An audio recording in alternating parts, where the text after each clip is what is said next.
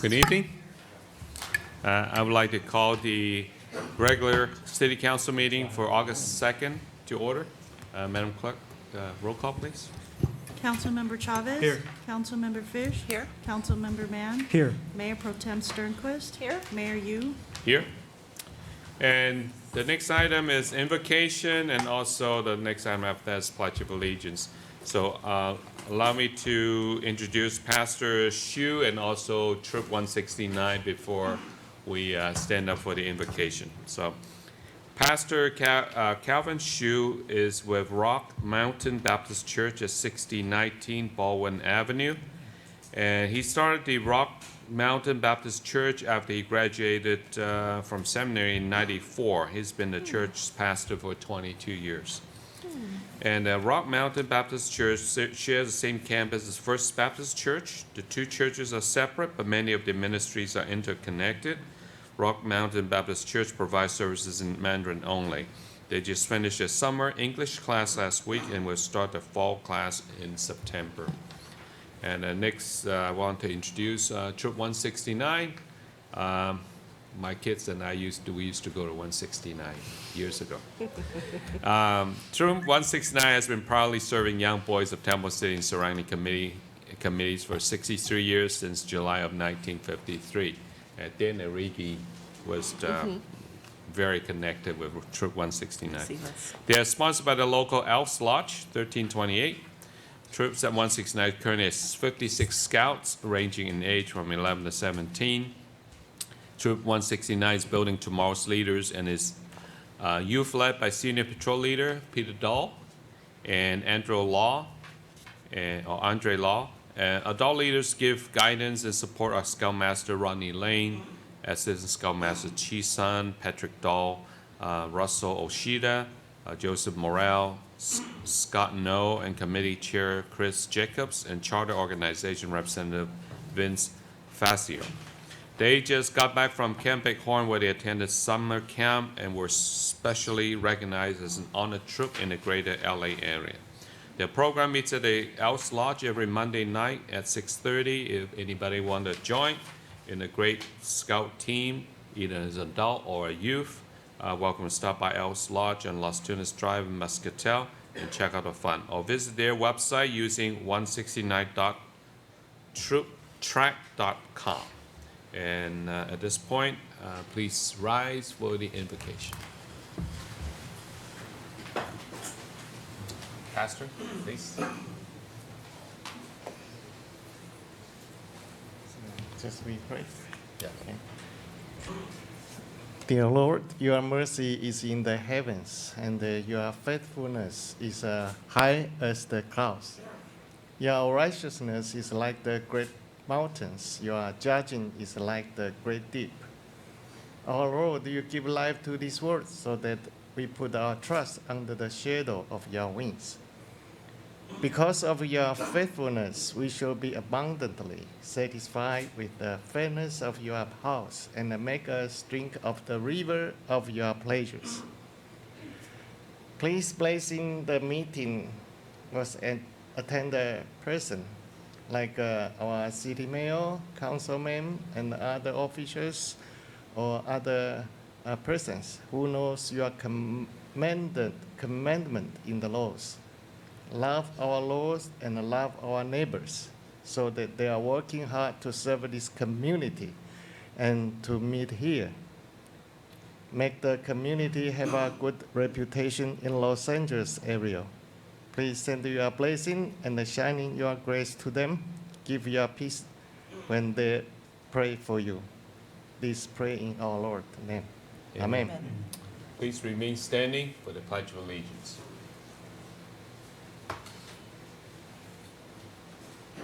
Color guard, attention. Color guard, advance.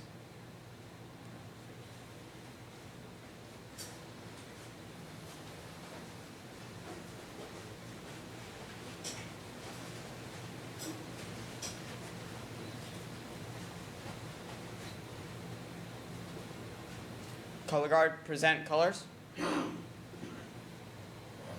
All those in uniform, please salute. All those without, put your right hand over your heart. Please join me in the Pledge of Allegiance. I pledge allegiance to the flag of the United States of America and to the republic for which it stands, one nation, under God, indivisible, for liberty and justice for all. Color Guard, prepare to post colors.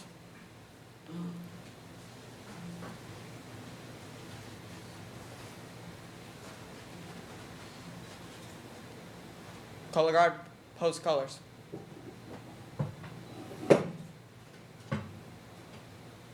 Color Guard, return to rank. Color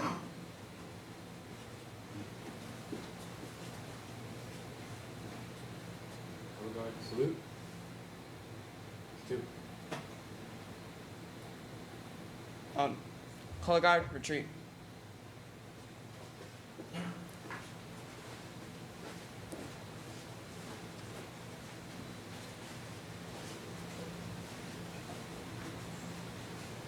Thank you.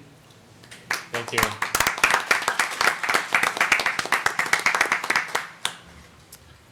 Thank you, gentlemen.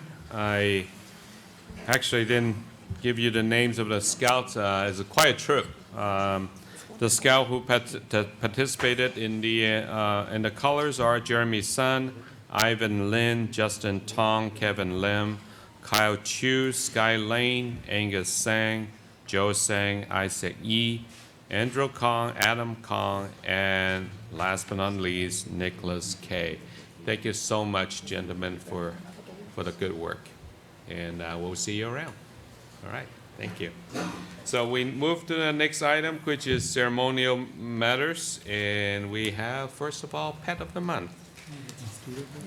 And we are joined here by Cindy Rickney, President of the Board of Directors for the San Gabriel Valley Humane Society, and she would introduce a kitty. This is Cat Damon. He is a 4-month-old kitten at the shelter. I decided to bring a kitten tonight. You remember about this time last year, I brought another cat because it's cat kitten season, and we always want to promote the adoption of the cats and the kittens, don't we? Yes, we do. So right now we have an adopt-a-thon going on. It's $49 for every cat and kitten, spayed, neutered, vaccinated, rabies shots, the whole microchipping deal, everything. This little guy was a stray. I thought I would use a little bit of time for a learning lesson tonight as well. He came in as a stray, was with us for a short period of time, and then a wonderful woman came in and wanted to adopt a kitten. And that's always wonderful. Believe me, this time of year, it's great. But we all need to know our limitations, and she decided she wanted this particular little kitten. She actually took another one as well, and found out shortly that she just couldn't handle one kitten, much less two. So she had to bring them both back for her health and her safety. We're hoping we can talk her into an older cat.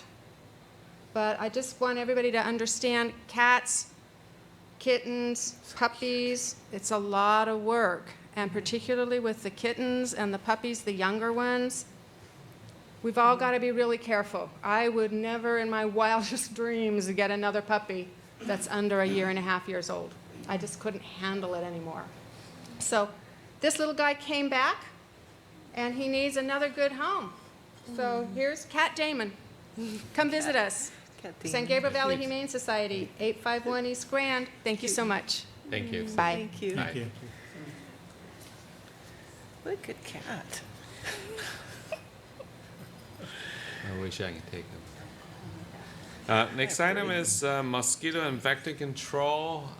We have here Mr. Jason Farnan, Public Information Officer with the San Gabriel Valley Mosquito and Vector Control District. He will give a PowerPoint.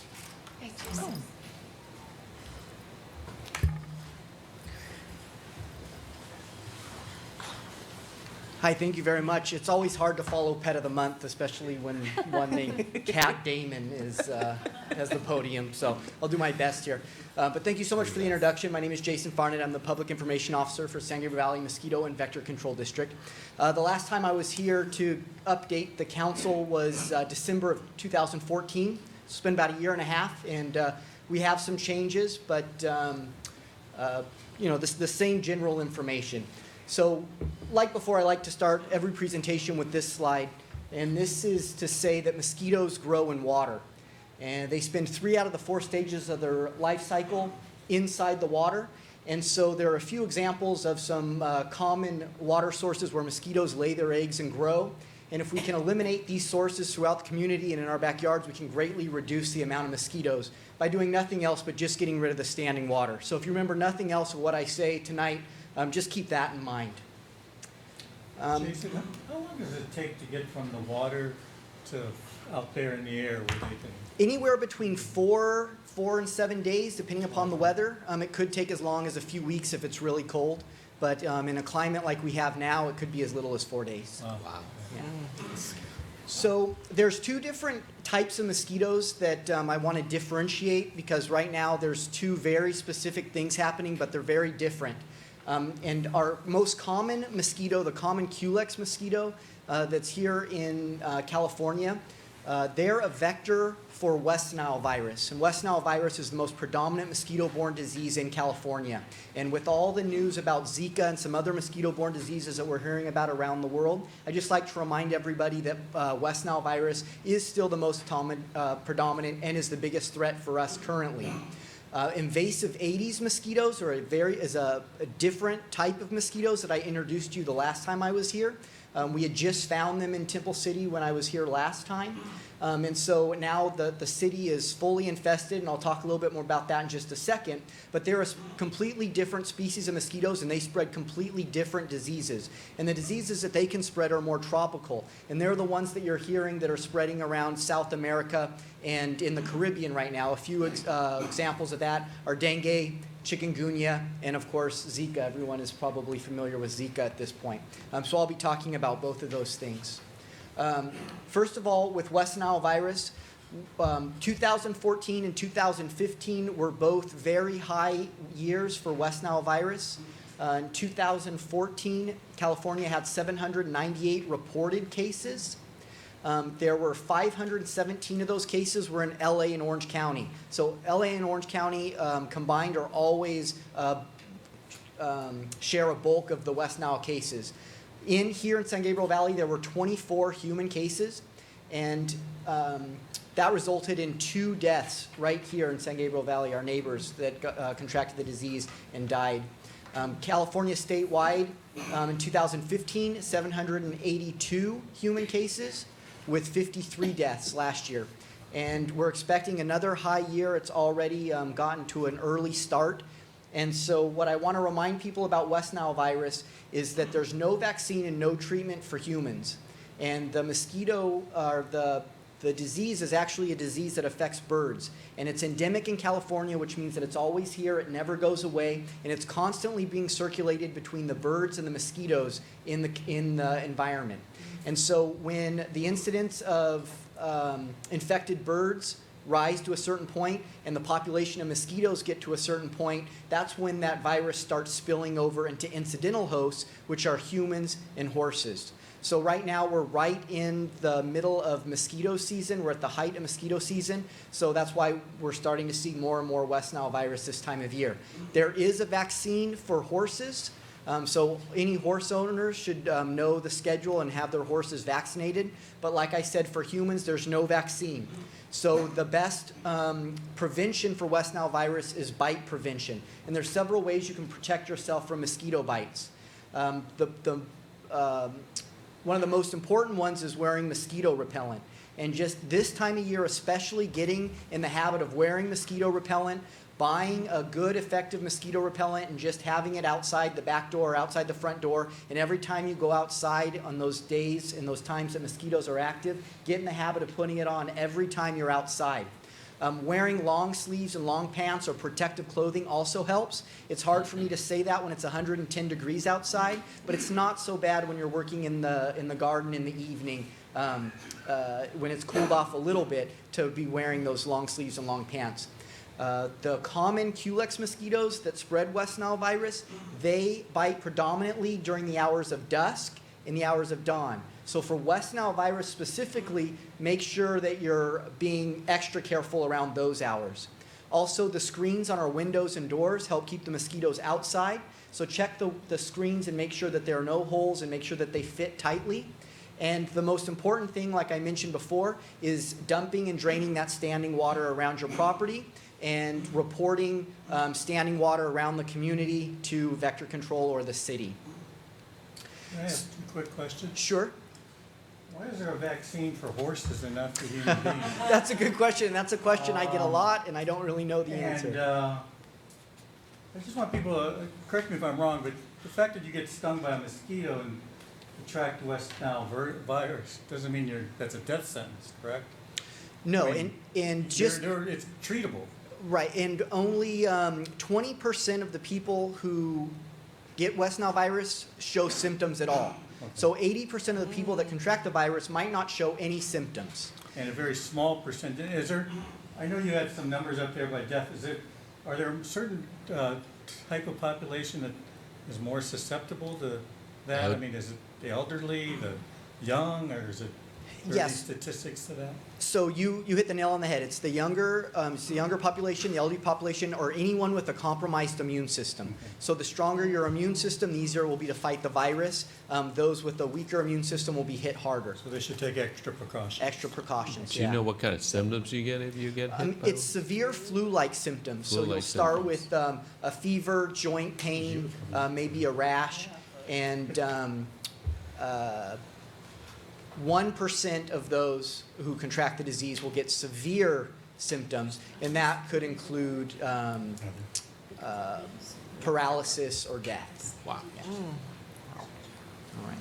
So the second thing that I wanted to talk to you about is the invasive Aedes mosquitoes. Now, they're very different from our common mosquitoes, and I went into a lot of detail last time about this, so I'm just going to kind of touch on a few of the important points. They're very different from our regular mosquitoes. They were imported into the United States through the shipment of goods, so they're not natural here to California. And the reason why they're so difficult to manage and why it's important that we know about them, one is because they bite aggressively during the day. And that's something that people in California aren't used to. We're not used to having to wear mosquito repellent or worry about mosquito bites while we're laying out by the pool or playing with our kids in the park. But when these mosquitoes have completely infested an area, it dramatically affects the way people use outdoor spaces. The second thing is that they bite multiple hosts per blood meal. And the reason why that's important is because, one, it makes them very efficient at spreading diseases from person to person. They do it much more quickly and much more efficiently. The other thing is that one or two mosquitoes can be responsible for several mosquito bites on the same person. So if you wake up in the morning and you're covered head to toe with mosquitoes, mosquito bites, it might not be that you have a lot of mosquitoes outside. It might just be that you have one or two of these very aggressive mosquitoes.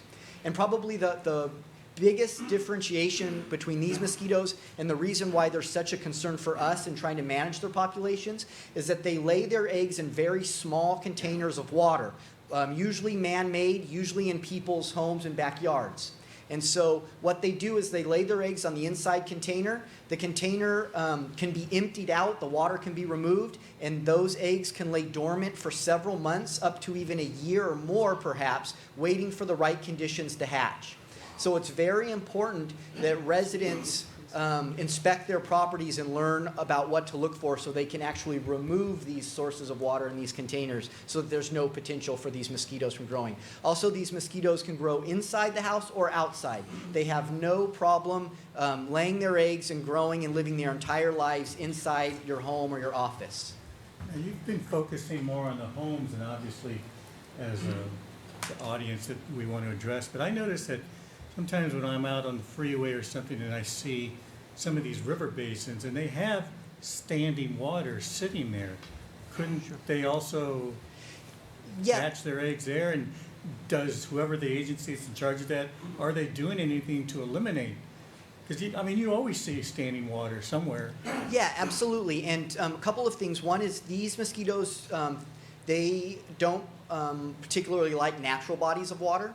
But mosquitoes in general, you're absolutely right, will be breeding in there. Those are easier for us to handle because we know exactly where they are, and we've been dealing with those same sources year after year, for the last 20 years. So those larger sources or those more obvious sources are very easy for us to manage and to treat. But it's these cryptic sources or these smaller sources in people's backyards that are very difficult for us to find. And that's why usually in this setting I like to emphasize that Yeah. a little bit more. Here's the infestation area. There are 3 different species of invasive Aedes. I lumped them all into invasive Aedes because for all practical purposes, we treat them all like the same mosquito. But this is a combination of 3 different species. They've pretty much infested the entire San Gabriel Valley area. In almost every city that our district represents, except for Pomona and Laverne. But by the end of the summer, we expect them to be all throughout our district. Temple City, there might be a little northwest corner of the city where we haven't found them, but you guys are pretty fully infested. I expect, if not by this summer, by next summer, your residents will either start calling the city or you as people who living in the community will notice a difference. So we need your help. And the reason why we need the help of the city and the residents are because the sources where they breed are too small for us to find as an agency. So here are some examples of the common sources that we find. And as you can see, these are examples of common items that every single one of us would probably have in our backyard at some point or another. No matter how large or how small or how clean your yard might be, we all have these things. I want everybody to see the bromeliads. These are plants that naturally hold water. And originally in the infestation, we told residents to watch the bromeliads, but they've become such a problem that we're actually asking you to remove them completely. If they're in the ground, it's impossible to remove the water. So I know that there are a lot of people that love these plants. With a heavy heart, I had to rip 2 of them out of my yard finally. But if you really want to keep them, put them in a pot so that you can actually dump them out periodically. Also, old tires are a big issue, and the little saucers that are underneath the flower pot is just enough water. This is what the mosquito larvae look like. They look like tiny little worms. Sometimes they get mistaken for tadpoles, but they're a lot smaller than tadpoles, but you can see them with the naked eye. So the idea is that if you look into a container of water and you see anything swimming around or living in there, just dump the water out. If you dump it out on the concrete or in the grass, they'll die. Mosquito larvae are not dangerous. They don't contract any diseases or they don't bite, so you're safe there.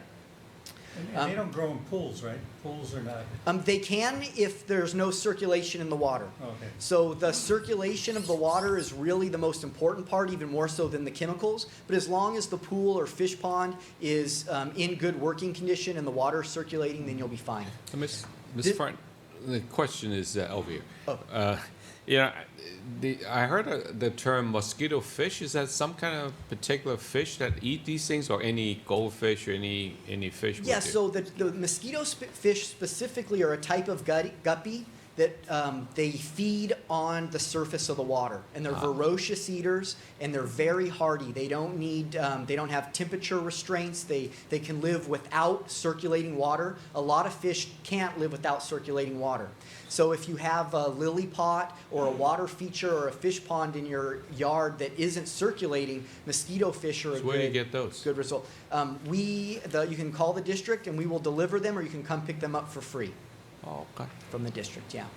So this is the most dramatic example I can show you. This is a water bottle cap, actually several of them that were just beside a recycled trash can in someone's backyard. The bottle cap was full of sprinkler water, and as you can see, there are 2 mosquitoes growing there. We found up to 100 mosquito larvae comfortably growing in bottle caps. We've also found them growing in snail shells or chip bags. Anything that will hold more than a teaspoon of water will grow these mosquitoes. So as you can see, it's almost impossible for our organization to go into every single person's backyard and find all the bottle caps. I don't think you all want us in your yards that often. So if everyone could kind of work together, if there could be a shared responsibility to identify and eliminate these sources, it would help a lot. The last thing I want to mention, and I just kind of threw this in here, is about rain barrels. Because of the drought and because everybody is trying to help conserve water and contribute to water conservation, we're finding a lot more rain barrels in homes, and almost all of them are breeding mosquitoes. The San Gabriel Valley as a whole has given out thousands of rain barrels for free through water conservation programs. And we've been trying really hard to keep up with where those rain barrels are going and to provide this type of educational material, because there's not one rain barrel on the market that's completely mosquito proof. And there's not one rain barrel on the market that doesn't need some type of modification and regular inspection to keep the mosquitoes out.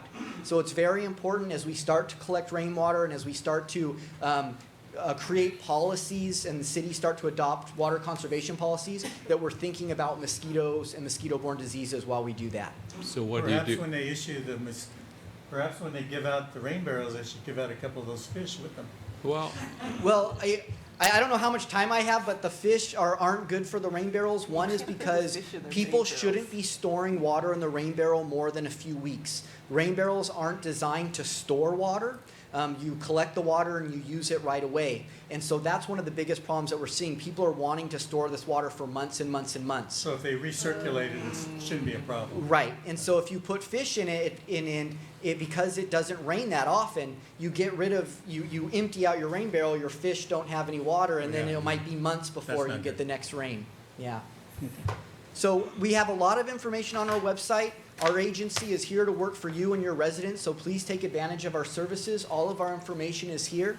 If you have any other questions, please feel free to give me a call, and I'll be happy to answer them. you working with the water districts or whichever agencies that give out rain barrels? Yes. So Yeah, making so sure. sometimes it happens without us knowing, but we try really hard to figure out where the events are happening and who's giving out what. Yeah, so if the city is having any events, whether it be rain barrels or just any health events or any place where you think this message is helpful, let me know, and myself, or someone can come out and hand out literature that's Yeah, appropriate. because rain barrel is one of the strategies that actually we encourage through our planning laws as a low-impact development. So if you build a new house, if you put rain barrels, that meets one of the check boxes. So, Yeah, so and that does make it difficult, and it's not impossible to keep the mosquitoes out, but it is definitely a problem. Like I said, we're seeing a majority of the rain barrels are breeding mosquitoes. oh gosh. All right, thank you so much, Mr. Fern. Thank you. Thank you. Thank you. Thank you, Jason. Next item is public comments, not on items not listed in the agenda. Anyone like to address the city council, please come up. All right, seeing none, I'll close public comments. Next item is consent calendar. All consent calendar items may be approved in a single motion as recommended unless removed for further discussion. Move to approve the consent calendar. Second? It is moved and seconded. Any objections? Hearing none, the consent calendar has been approved. Next item is public hearing. There is none. Unfinished business, there is none, and we have a couple of new business. The first one is 10A, approval of plan and specifications for fiscal year 16-17 pavement rehabilitation project. Mr. City Manager. Mayor, you members of the council, very excited to bring before you this evening our 2016-2017 pavement management rehabilitation program. Mr. Forbes will go over the last 3 years of what we've done. Excited about how much we're going to be able to do this year with Measure R monies, and Mr. Forbes will go into some detail about that and for your consideration tonight. Thank you. Mr. Forbes. Thank you. Good evening, Mr. Mayor, members of the council. The first part of this is pieces of presentations that you've seen before, but just wanted to go through some quick background again. The city's pavement management program was completed in 2013, looking at the condition of streets throughout the city and making recommendations for what rehabilitation measures were needed on those streets. The document is for planning purposes only, and it's used as a basis for strategic decisions to plan work costs effectively and cost effectively and efficiently, and it's supplemented and updated regularly by city engineer field observations. It is just a snapshot in time in 2013, so we're regularly looking at real world conditions. Funds were allocated to implement the pavement management program, or PMP, in the fiscal year 14-15 and 15-16 budgets in conjunction with the Safe Routes to School project and the Bicycle Transportation Account project. and I'll go over in a couple of minutes in more detail what was completed as part of those projects. The City Council allocated funds in this year's budget in two different ways. One, in conjunction with the Temple City Boulevard HSIP project, which will see the resurfacing of the full length of Temple City Boulevard. And then separately from that, the council allocated $1.5 million in Measure R transportation funds for improvements on other streets throughout the city. The PMP, as we've discussed previously, uses what's called a pavement condition index, or PCI, to rate the pavement condition of streets. It's a scale of 0 to 100, and it goes through different qualitative categories from excellent down to very good and all the way down to failed pavement. So these are examples showing various conditions of pavement. This is an example of a recently resurfaced street, which is in excellent condition with a PCI of 100. Going down to 83, which is very good, still good street surface. This is 70, which is good, so you can see some cracks are starting to form, but generally the street is still in good condition. This is 50, which is considered fair, but if you look at the picture, fair is actually not that good compared to the other examples. And this is usually about the time that we start getting complaints from residents and questions about when is my street going to be resurfaced. And then we progress to a PCI of 25, which is very poor. You can see there's pieces of pavement missing, a lot of cracks, and finally failed pavement where there's alligatoring all over the place and large chunks missing. So to address the different conditions of pavement, depending on what the PCI is, there's three different general methods of rehabilitating. The first, and the dollar signs here are indicative of general magnitudes of cost. The first is the slurry seal method, which is the cheapest of the three, where cracks in the pavement are sealed. Localized areas where there's potholes or maybe small areas of failed pavement are dug out and replaced, and then the entire street is coated with a very thin layer of asphalt. The second layer, which is more expensive, is cold mill and asphalt overlay. This is what we recently did on El Monte Avenue, where the top 1.5 to 2 inches of asphalt are ground off. And then that is replaced with a new layer of asphalt. And then the final method of rehabilitation is full reconstruction, which is the most expensive, and that's where the entire roadway surface is removed and replaced with new asphalt. And this is just an illustration showing, on the left, showing cracks being filled, which is done prior to the slurry coat. The middle one shows a machine applying the slurry seal, and then the one on the right is showing an example of the cold mill and overlay. So the part on the right has been cold milled, and then you can see the part on the left where the new overlay has been put down.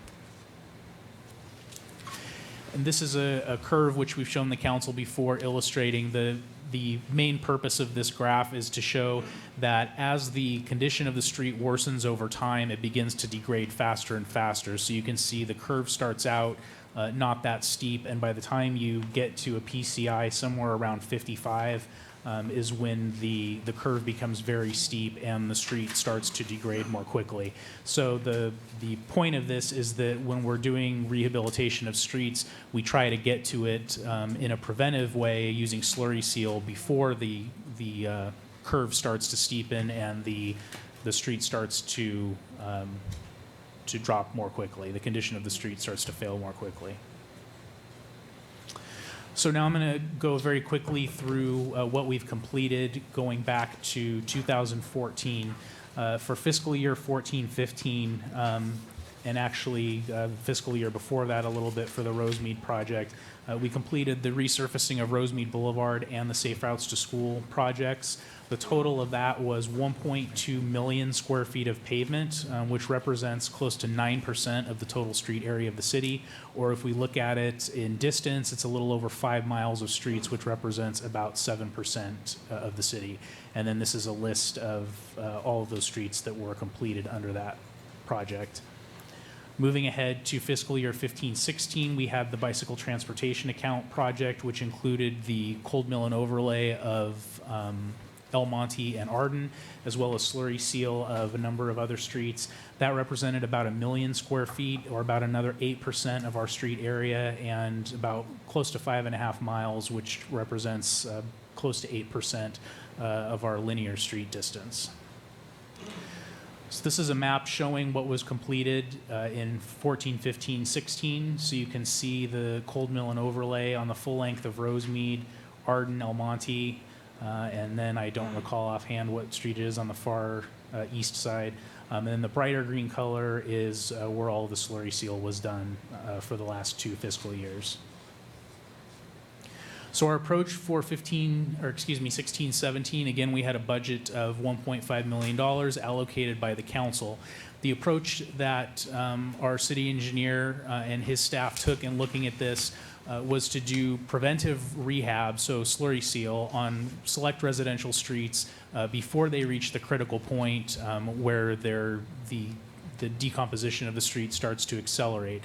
You want to catch it before it gets to the point where you have to do cold mill and overlay where possible. So we looked at all the streets, starting again with the PMP as a guide, and then going out and doing actual field surveys to verify and update that data. We looked at all the streets with a PCI of 65 and greater, and verified where slurry seal would still be appropriate, again, with localized pothole and failed areas to be dug out, but on the whole, where slurry seal would be appropriate. So that's what we used as the starting point, and fortunately, that came in right around our $1.5 million budget. So looking at what is proposed to be done this year, again, we're looking at another little over 2 million square feet of pavement and close to 12 miles of streets, which both of those represent about another 16% of our total streets in the city. I won't go through this long list, but we've already had a couple of calls from people asking about their streets, and we were actually able to tell them, yes, your street is on the list of being resurfaced this fiscal year. So that's not something we get to say often, and we've made a couple of people very happy. And what did you tell the people that weren't on the list? We will get to you sometime in the future.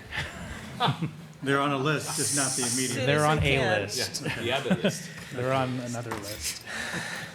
We've actually, fortunately, with our great in-house maintenance staff, we've been able to make a couple people happy just by filling potholes. We've had a couple of instances where people have brought to our attention standing water, which is appropriate with tonight's discussion, and our maintenance staff, through a combination of grinding off high points in pavement and doing our best to patch and fill some low points in pavement, has actually been able to do quite a bit. So we're doing Band-Aids where we can before we get to the full resurfacing.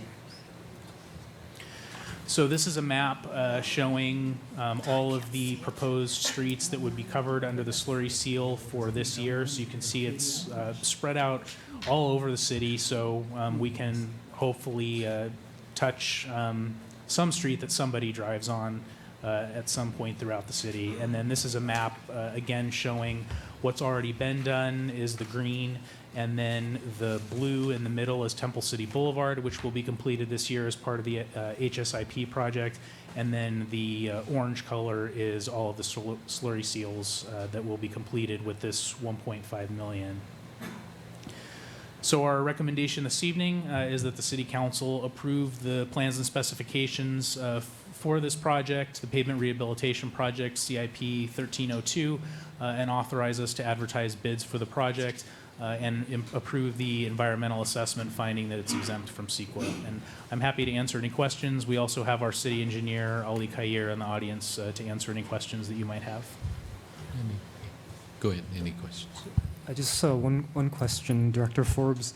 My understanding is once we complete the list of streets that you had just outlined, would we have basically addressed most of the streets that are eligible for this preventative slurry sealing that you're talking about? Yes, based on the PCI of the streets as we've surveyed them now, all of the streets on the list that I just went through represents all of the slurry seal streets in the city. It's noted in the staff report that this list assumes, and our hope is that the bids that come in for this project will be in the range of what we've seen on recent projects as far as the material costs go. So the list, we hope this won't happen, but if in the event materials costs come in higher than expected, the list may need to be adjusted, but we're hopeful that that won't happen and we can complete all of the streets on that list, in which case, yes, all of the slurry sealing would be done.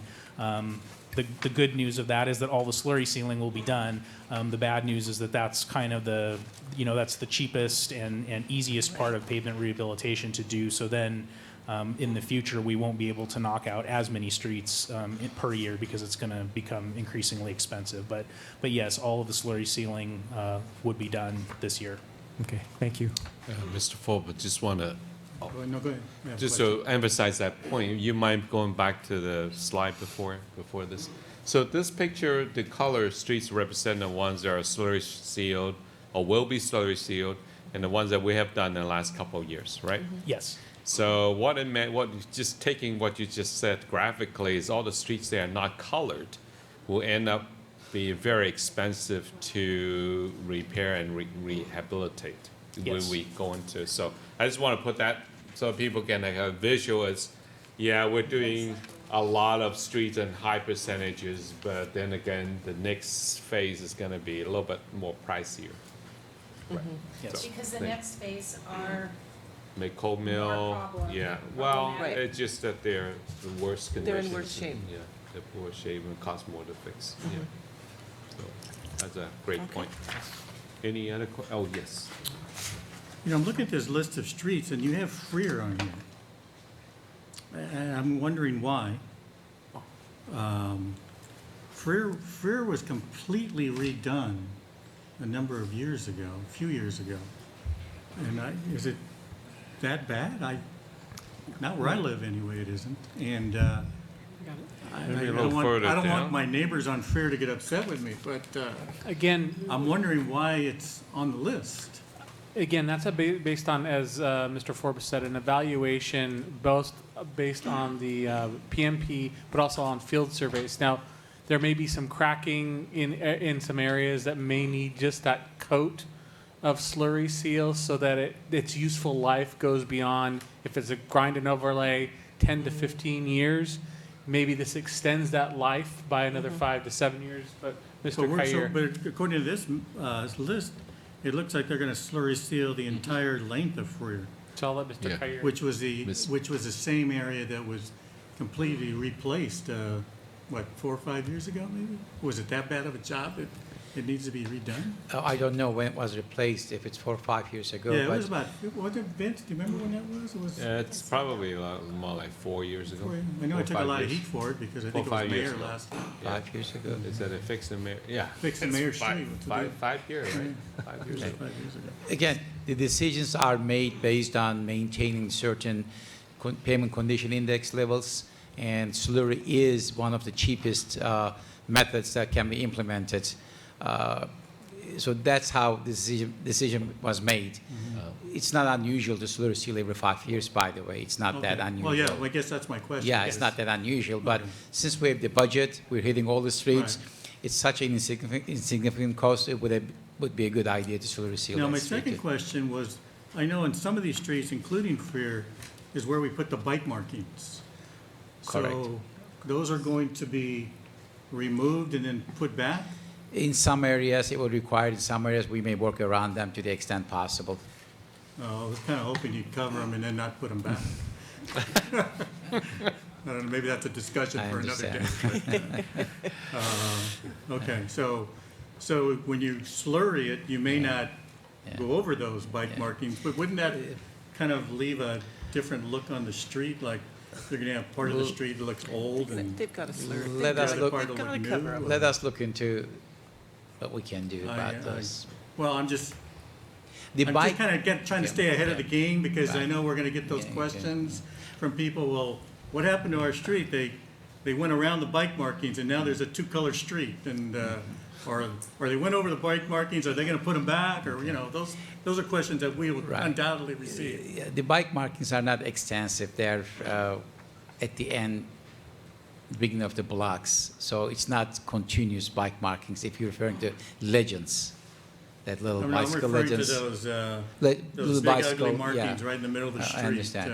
The reason that why they were put in was because of funding requirements, No, to I meet the understand deadlines that, but, previously, yeah.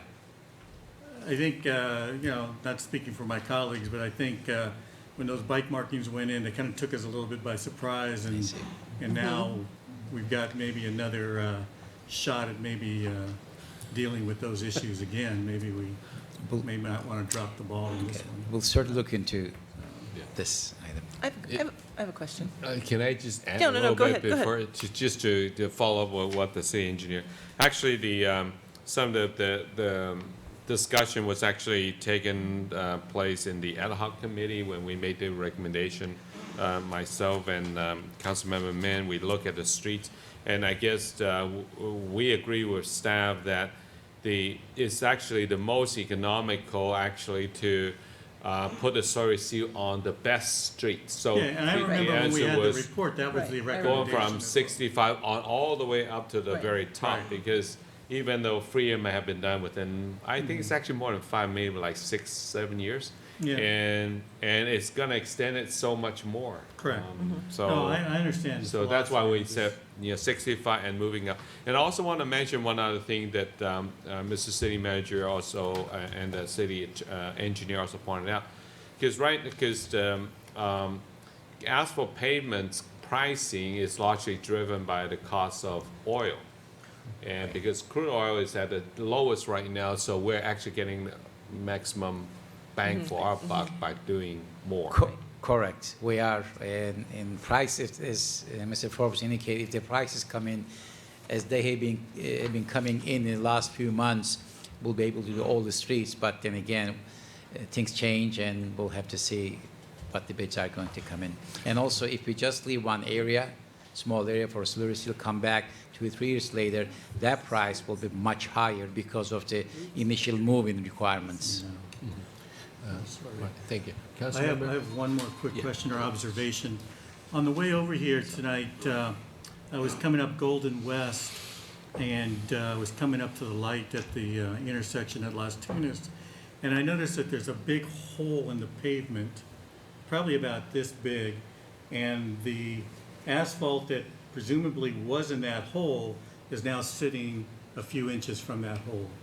I don't know, that looks like something that's recently happened.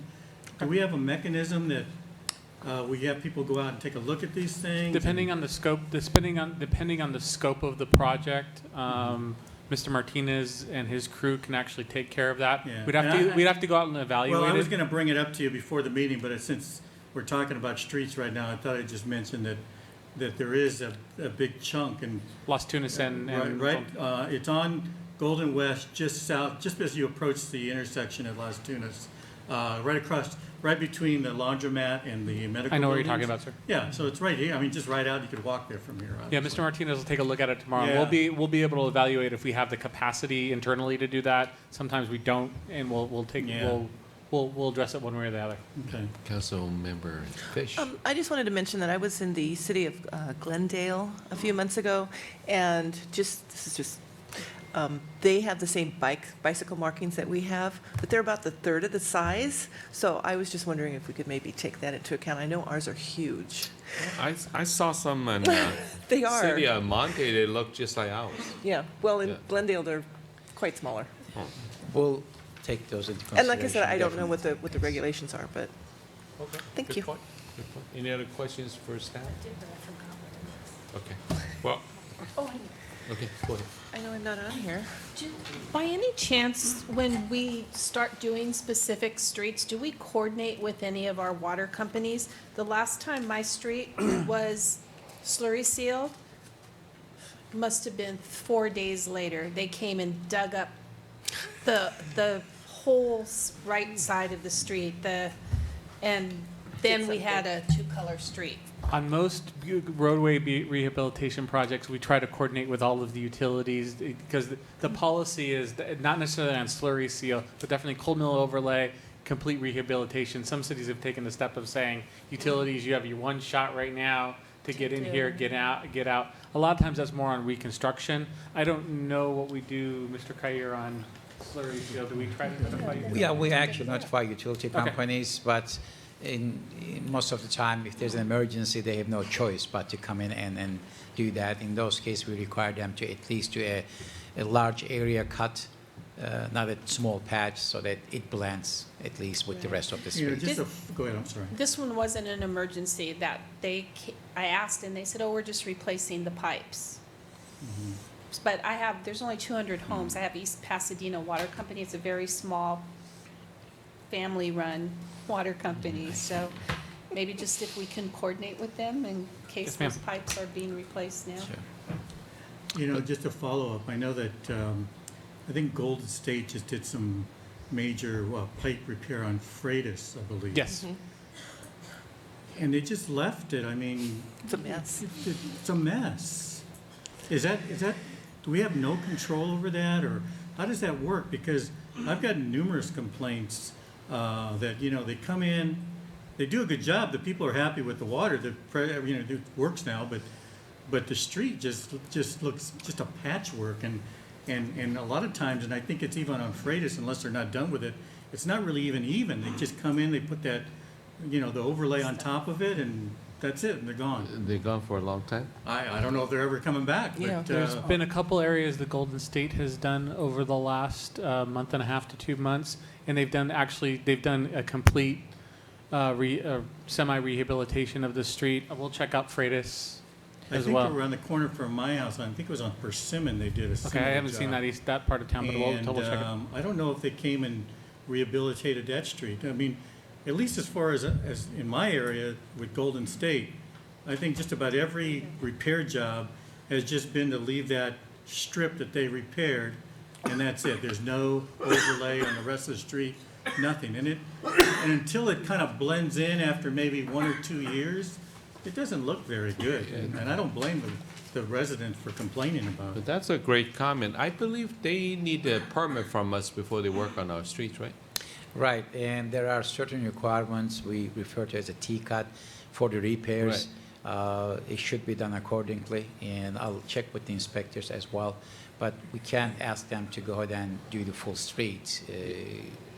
Is it possible I'm sorry, But, just no, like, even if the cut is the whole length of the street and it's 6 feet Uh-huh. wide, yeah. I would think that it wouldn't be unreasonable to require them to slurry the whole street, so at least it Right. matches. Now, is it possible that any of the water companies or utilities companies do work without our knowledge or don't come in and pull permits so they can put some requirements on them? As far as I know, Is they it pull possible? permits and everything. No, we have a good relationship with all the water companies, gas company. They're very good about coming in and pulling permits. On the rare occasion that there's emergency work in the middle of the night or something, they let us know, hey, we're doing work without a permit, and we'll come in and get one as soon as we can, and they come see us within, a day to get the permit. In some cases, I don't know specifically about Freitas, but sometimes when that work is done and the pavement is left uneven, I know I've questioned work that the gas company did on Rosemead Boulevard, where there's a patch that you can definitely feel the bump as you go over it. In a lot of those cases, those patches are temporary, and that's the case with the one on Rosemead. And because the crews that are doing the work in the street aren't necessarily the pavement crew, so they'll just throw asphalt in it as a temporary patch, or sometimes they want to put it in as a temporary patch and then allow it to settle before they come back and do the final pavement. I don't know about Freitas, but I know several previous times where we've gotten complaints about really poor patch jobs. It's because they're temporary, and our inspectors are always on top of that and know what's going on. What's their definition of temporary? Well, sorry, go ahead. No, go ahead. In the case of the one on Rosemead, the gas company said it would be 60 days to come back and do the final patch because they wanted to make sure it was completely settled. So what they do is actually they cut back and remove the top 2 inches and make it flush with new asphalt. That's what they do. Yeah. At- One at the real quick final cap. question. Yeah, What's please. the city's policy? I know Brian and I have talked about this, and I think, Brian, it's again on Freitas, and the only reason I bring it up because I've had a couple of people come up and ask me about it. But let's say the water company comes out, they do the work, they fix it, they do the street. But let's say in the time they're doing the work, one of their tractors bumps a curb and takes a chunk out of the concrete. Who pays for that, or who? They do. They would pay for it. That's their responsibility. I know that there's a couple of spots, although they're not big, and Brian, remember, I think you went out and took a look at them. They're not big, but they're there, and according to the neighbors, it was done by the workers who were doing the work on the water pipe. So how does that come to our attention? Do the residents need to call that in the future, and then we send somebody out? Because it should be repaired. I mean, it's not very big, but it just adds to the ugliness, I guess, of the area when you got a big chunk missing out of your concrete curb. If any utility is working in the public right of way and somebody sees something that, seems a Yeah, little off, obviously, but- just please contact us. Yeah. But on top of that, we'll make sure our inspectors are a little more The conscientious about problem that too. being, I think now is that, with something like that, this is probably something that was done Several months ago. 3-4 months ago, and now there's a chunk there, who knows? I mean, could have been somebody else did it, who knows? But that's good advice, I think, to the people out there listening and people in the future, that if you do see that, to report it immediately, because I Right. think they will and should pay for it, I think. Yes. Now, do we have a policy if they start work that our inspectors will go on and videotape or take pictures of the existing conditions, so that if they damage something, we can say, hey, it was good before and you guys damaged that? Yes, our inspectors go out to the site. They're not their full-time basis for these types of jobs, so they do go out to the site, look at the existing conditions, traffic control, and other issues, and discuss with the on-site foreman.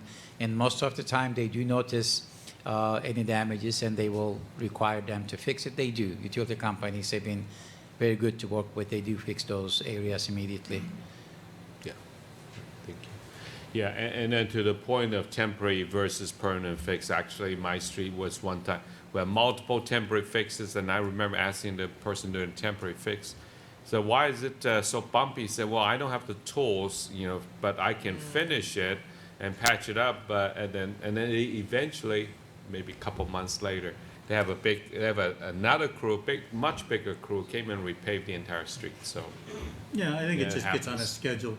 And I think to the water company's benefit, I know that they had done some work up the street on Persimmon, and they took a piece of the concrete out and they replaced it with asphalt, and I think that was a temporary, because I know when I walked by the other day, it looks all brand new. They Yeah. came back in, they replaced the concrete, it looks like nothing was ever there. So they will do the work. I They think. do. We don't close up the Yeah. permit until anything like that is completed per our inspectors. Okay. Any other questions for staff? Okay, if not, then now open for public comments. Any comments from public? Oh, yeah, Mr. Stafford.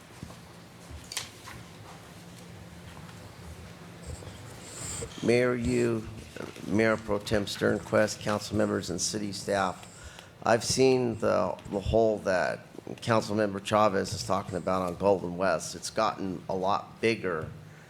And I think what Councilmember Chavez suggested is the best way to fix it. The whole street in there is actually breaking up, and it needs some attention. I've noticed water companies, and I've noticed the gas company near where I live on Broadway, Cloverly, on Broadway to Golden West. They've been digging holes in the street, and sometimes they patch it real good, and sometimes they don't. Apparently, with these new meters, some of them are in the street, and they have to tear up the street to put the meter against the house. Those new meters that plug in won't work with the meters that are buried in the ground. So you're going to have a problem with them. They're going to be tearing up a lot of this area to put the new meters in. There needs to be some sort of rules they need to follow when they start tearing this stuff up. I watched them tear across the street, tear up the street, because they got to replace pipes. I'd like to make sure it works with the repaving and not have them tear this area up again and destroy all the new pavement that's being put down. It's just, I've noticed the last 6 months, they've been aggressively working on this stuff from time to time. And it concerns me, the quality of their patching and what they're doing. Thank you. Thank you. Anyone else like to address? Yeah, Mr. Jim Basie.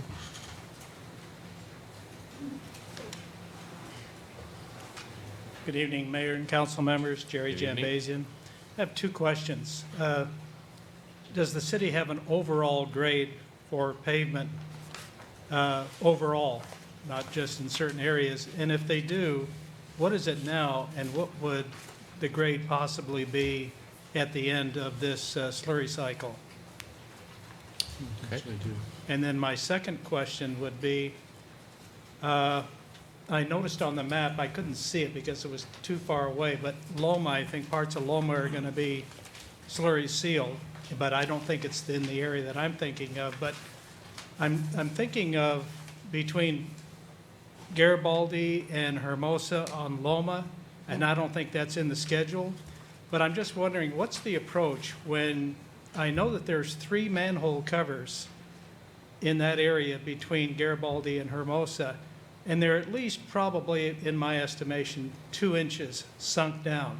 And when you go over it, you really feel it. And I'm wondering, in the slurry seal in the other areas, if there are those manhole covers that need to be raised, is that going to be done, or do they just go over it? Those are my 2 questions. Right, thank you. Thank you. So, Ms. Kai would like to address these 2 questions? I'll start with the second question.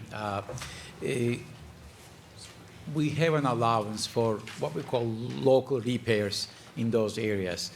We will go ahead and saw cut that area, backfill it properly, compact it to 95% compaction, and then slurry it, so we would not leave that sunken areas. And there will be several areas like that. That's part of the scope.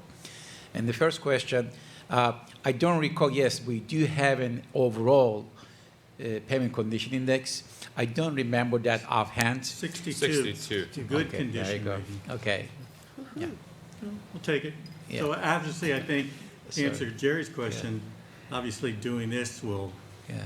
should Increase improve it. that rating, I Yeah. would imagine. Right. Yeah. I hope, Yeah, yeah, so, we're shooting for excellent, we're shooting for the A, but yeah. right now we got a C plus, B minus. And perhaps, Ms. Kai, you can talk about the interactive real-time tool, a database that you've created. Sure.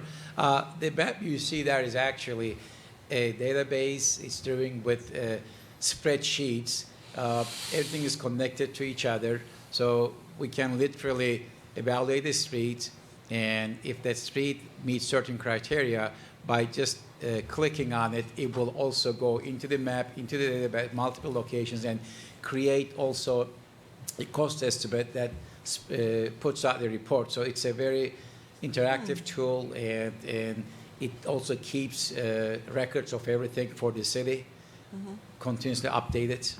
So, yeah, in other words, we actually have a database now of all the city streets that we've created, so it makes our pavement management a lot, more efficient. And robust in the sense of what we're doing is every time we're getting real-time data, not Right. just taking the 2013 pavement management plan and having it sit on the shelf. That's the base, but Mr. Kair and his team are going back and updating that as we're going along with the improvements and with the field inspections as well. So even though we don't have the program here, perhaps maybe in the future meeting, a report and answer that question after all this, and then we're at whatever. You got it, sir. grade. Yeah, well, it'll be updated. Okay, thank you. Any other question for? And Mayor, you just a real quick comment for Jerry and those who are wondering, in the report that staff prepared, there's a paragraph on condition summary and how they arrive at that average or the rating. Takes into a lot of things, different average, different types of streets. So I would say take a look at that, and you'll see that how they came to that rating and how the different streets are rated differently. So it's a pretty good definition on there. So. Okay, thank you. All right, thank you. Any other comments from the public? If not, then I'll close public comments. Any council comments? Sure, a couple comments, Mayor Yu. On actually going back to Mr. Jambazian's question about the overall PCI, my understanding is the 62 PCI was based on the report done in 2013, and then since then we've done Rosemead Boulevard and a host of other streets. So all the projects that Director Forbes had gone through in the list has probably raised that by a pretty good amount. But of course, we'll wait for staff to get us that number post-construction. But anyway, going back to sort of just the overall pavement management plan, I think it's an excellent tool that past council correctly decided to implement as a strategic guide for where we should be aiming for as a city. Because, I mean, as a city, we want good roads. I mean, infrastructure is just a basic need that every city should be doing on a routine basis. And I think I'm very proud of the progress that we've seen over the last couple of years. And really, one thing I want to mention is I'm also very happy with the fact that throughout the process we've taken advantage of other funding sources, such as the BTA, the Bicycle Transit Authority, and you know, with the sort of downturn in gas tax monies and other revenues, one of the recurring things that we've been bringing up, and I know Mayor Yu has brought up multiple times, is sort of the lack of funding for some of the more expensive projects that we are inevitably going to have to be faced with. So right now it looks all good because we're tackling sort of the low-hanging fruit. We're looking at all the ones that make economic sense for us to immediately address so that they don't fall into a more expensive disrepair. But we still have to face the music that at some point we're facing costly rehab, the failed streets that a lot of residents complain to us about. We're going to continue getting those complaints, and we have to tell them that, hey, right now it doesn't make economic sense for us to tackle those projects. I mean, with 1.5 million, you saw all the streets that we're able to tackle with preventative slurry seal, but I'm sure if we had another map that showed what we can do with 1.5 million for a reconstruct, it'd be a lot less. You'd see a fraction of those streets. So really, you know, everything that we're planning for is how can we get the best bang for the buck for our city. So I want to thank staff and our city engineer, Mr. Kair, for doing a very good job. I was very pleased to learn about the interactive database that you have set up for us. I think it's important because, like you said, the 2013 report was just a snapshot. It just gave us, okay, at this point in time, this is what we're dealing with. But in order for us to know how to plan for the future, we have to be continuously updating that data. And so I think having that tool is very powerful, and I hope that you know, we continue to update it. And I just want to mention that it's never too early to perhaps start thinking about that next step. I know in the 2013 report, they've talked about sort of what is the cost, what is the annual cost that we would have to pay out to sort of maintain status quo, and it was around, what, $3 million a year? That's $4 million a year. So that's more than 2 times what we've budgeted for this fiscal year. And that's just to stay at the same rating, maintaining status quo. To improve, we have to, in theory, pay more than that. So the question is, where does that money really come from?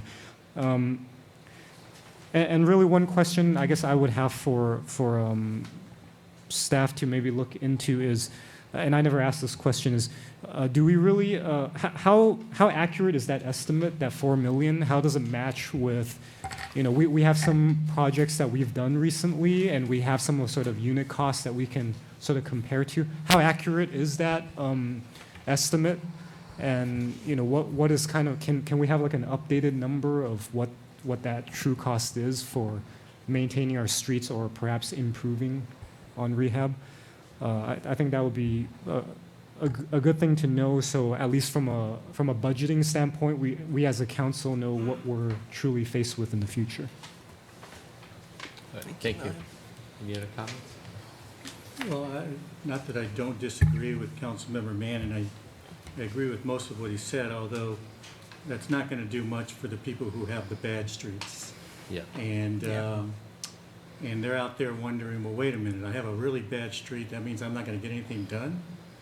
Well, I don't think we're saying that tonight. I think what we are saying is that, as Councilmember Mann pointed out, that, you know, to get, I guess what you could say, more bang for our buck, we are using those monies that we have available in the long run to take care of as many streets as we can. Not that we're going to forget about those poor roadways, because we're not. It's just going to take more time and more effort and more strategic planning and putting our heads together to figure out how we're going to do it, how we're going to pay for it.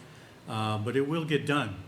And, you know, there's no question, I think, not to speak for everybody up here, but I think we all agree that having the streets, the best streets we can, is very important to the public. And for me, the important thing is that we do have a plan and we're moving towards on that, and it will improve next year. We'll see some additional work to be done. It may not be as much, it may be more, who knows, but at least we're going to work towards that end. So, thank you. Any other comments?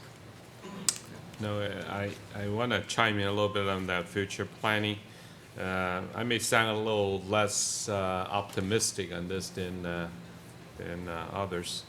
And I think while we're doing a lot in the last few years, and credit should go to the city manager, community development director, or city engineer, we're coming up with a way to capture the best use of funds, and we've been covering a lot of percentages, and really the ability to keep us at least above a certain level for quite some years to come. Slurry seal lasts, what, 7-8 years?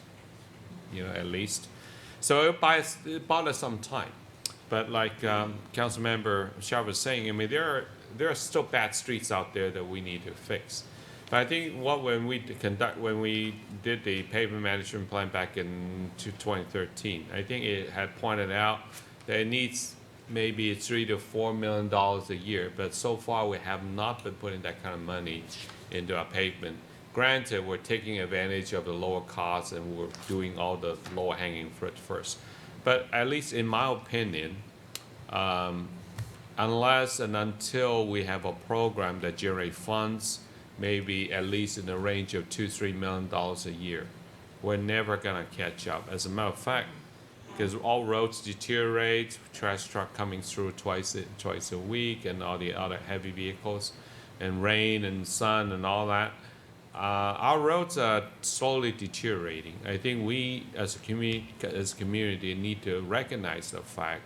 And I understand, for example, last meeting, the Mr. City Manager had reported back in a phone survey, people are less inclined to support any funding measure for pavement. But I think we should be realistic about it. I think we need to, while nobody likes that kind of measure, I think we as a group, as a community, definitely need to consider that.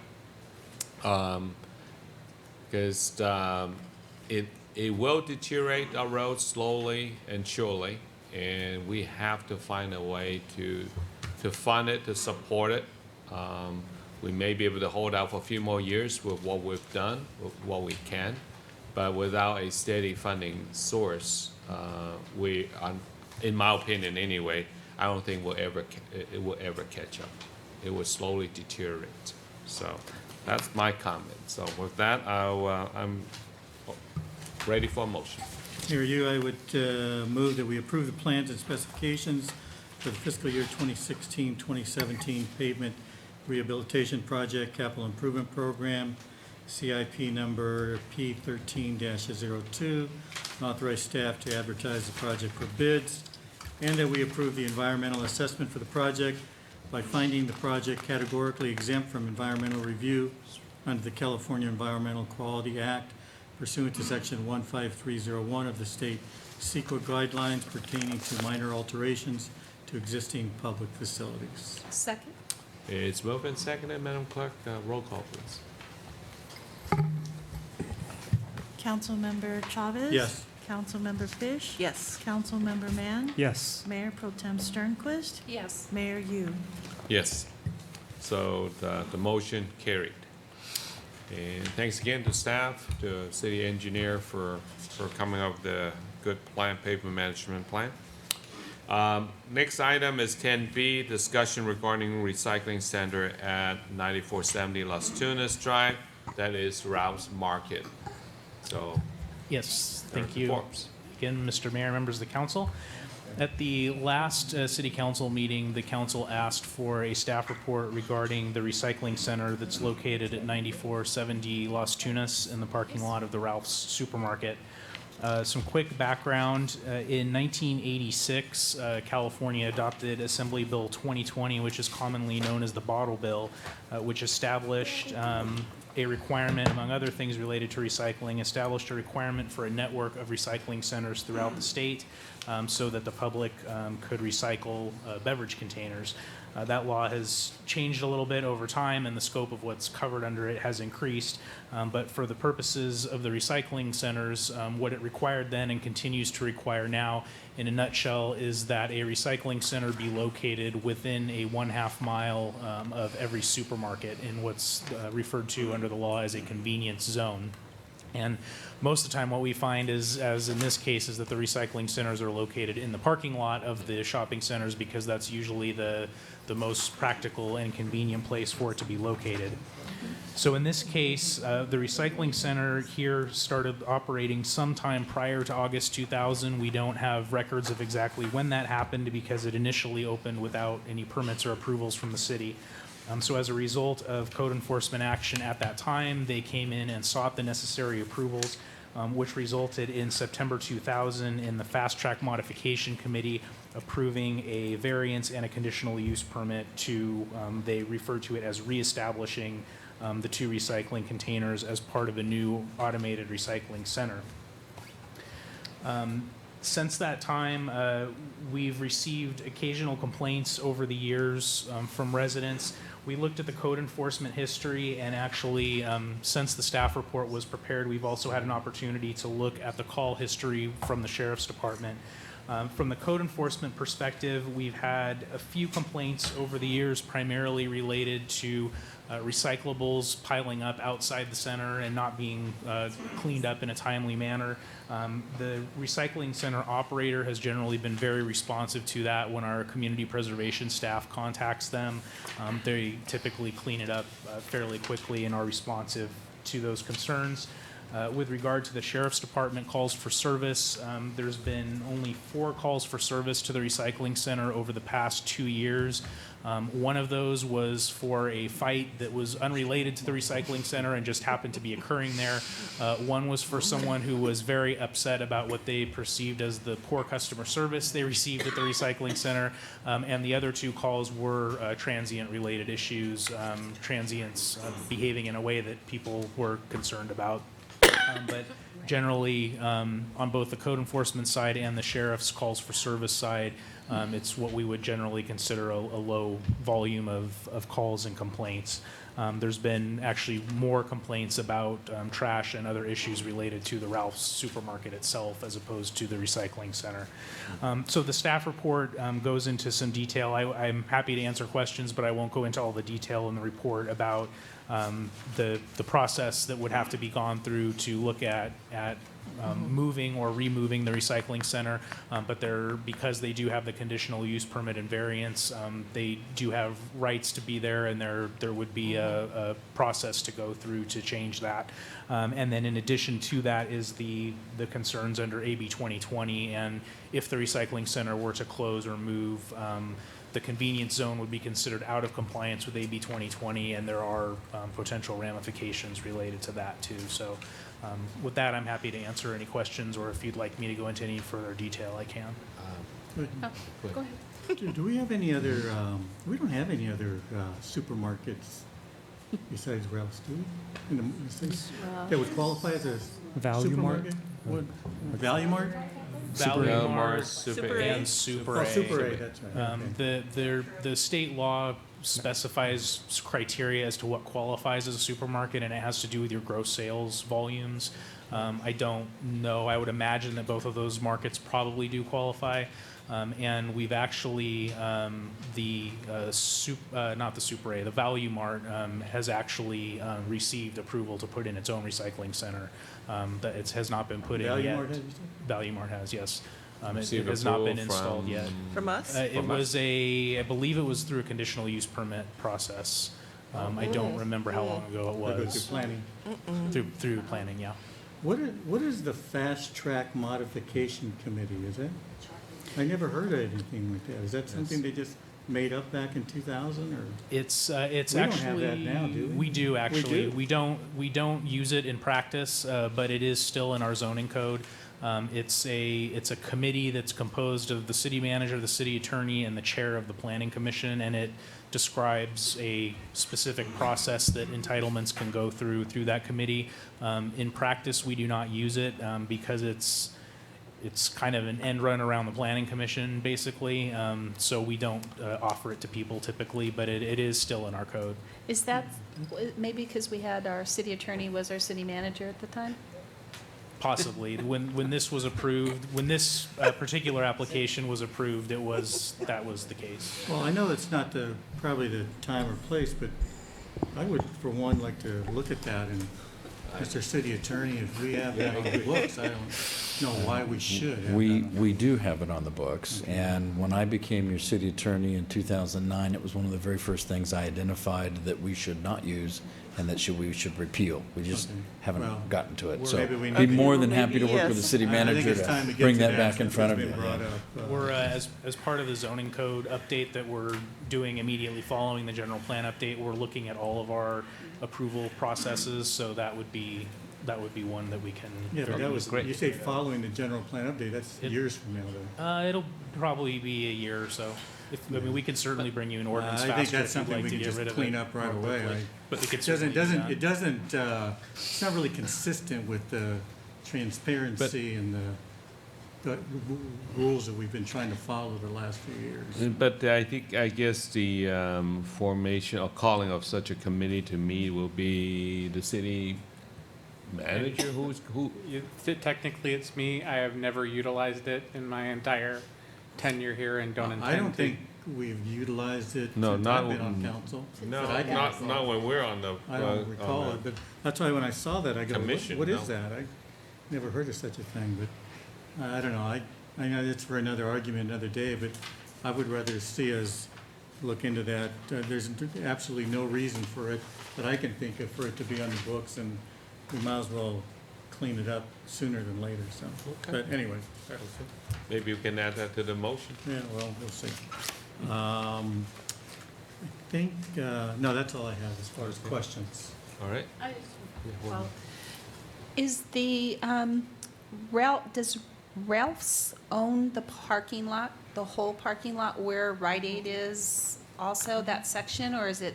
No, there's two separate parcels there. Ralph's is a parcel and Rite Aid is a parcel, and each of them owns the parking lot in front of their store. So is there any way we could possibly ask to move that out of the center and of the parking lot and move it maybe to the, I don't know, where else could you move it if the Well, Rite Aid? I'll just give you an example. think. I know that in Albertsons, at the Albertsons that I shop at, they have a recycle center, and it's way off in the corner of the parking lot, away from the main entrance, from the public, and it seems to not attract as much, I don't know, there just doesn't seem much trash out there as you see at this location. I can't imagine why this location is right smack in the middle of this Right, parking lot. exactly. It just doesn't seem to be a very Doesn't make sense. logical reason to have it there. If we have to have it in that parking lot, which it sounds like we probably do for now, it would make more sense to me that if it were put over in maybe a corner a little out of the way, they can control it perhaps a little bit better. But as you say, the parking lot's owned by two entities. I don't know, do we know that if the recycling center, is it on half of each parking lot, or is it? No, it's in Whose parking lot is it in? It's in Ralph's parking Oh, is lot. it in Ralph's? Yeah. Because it seems to me to be right in the middle, but I don't know how far west Ralph's parking lot extends, I guess. Right. So, well, Ralph's got a corner up there on, you know, away from everything, but then of course, I guess the argument would be it's closer to Las Tunas, and then people are gonna say, well, I don't want it back to the street, so, I don't know. Okay. I have a Yeah. question. Yeah, please. Do we know what cities do that don't have a supermarket in their town? They don't have recycling centers. They just don't have recycling centers? Probably. There's no other option No requirement. besides a Right, market?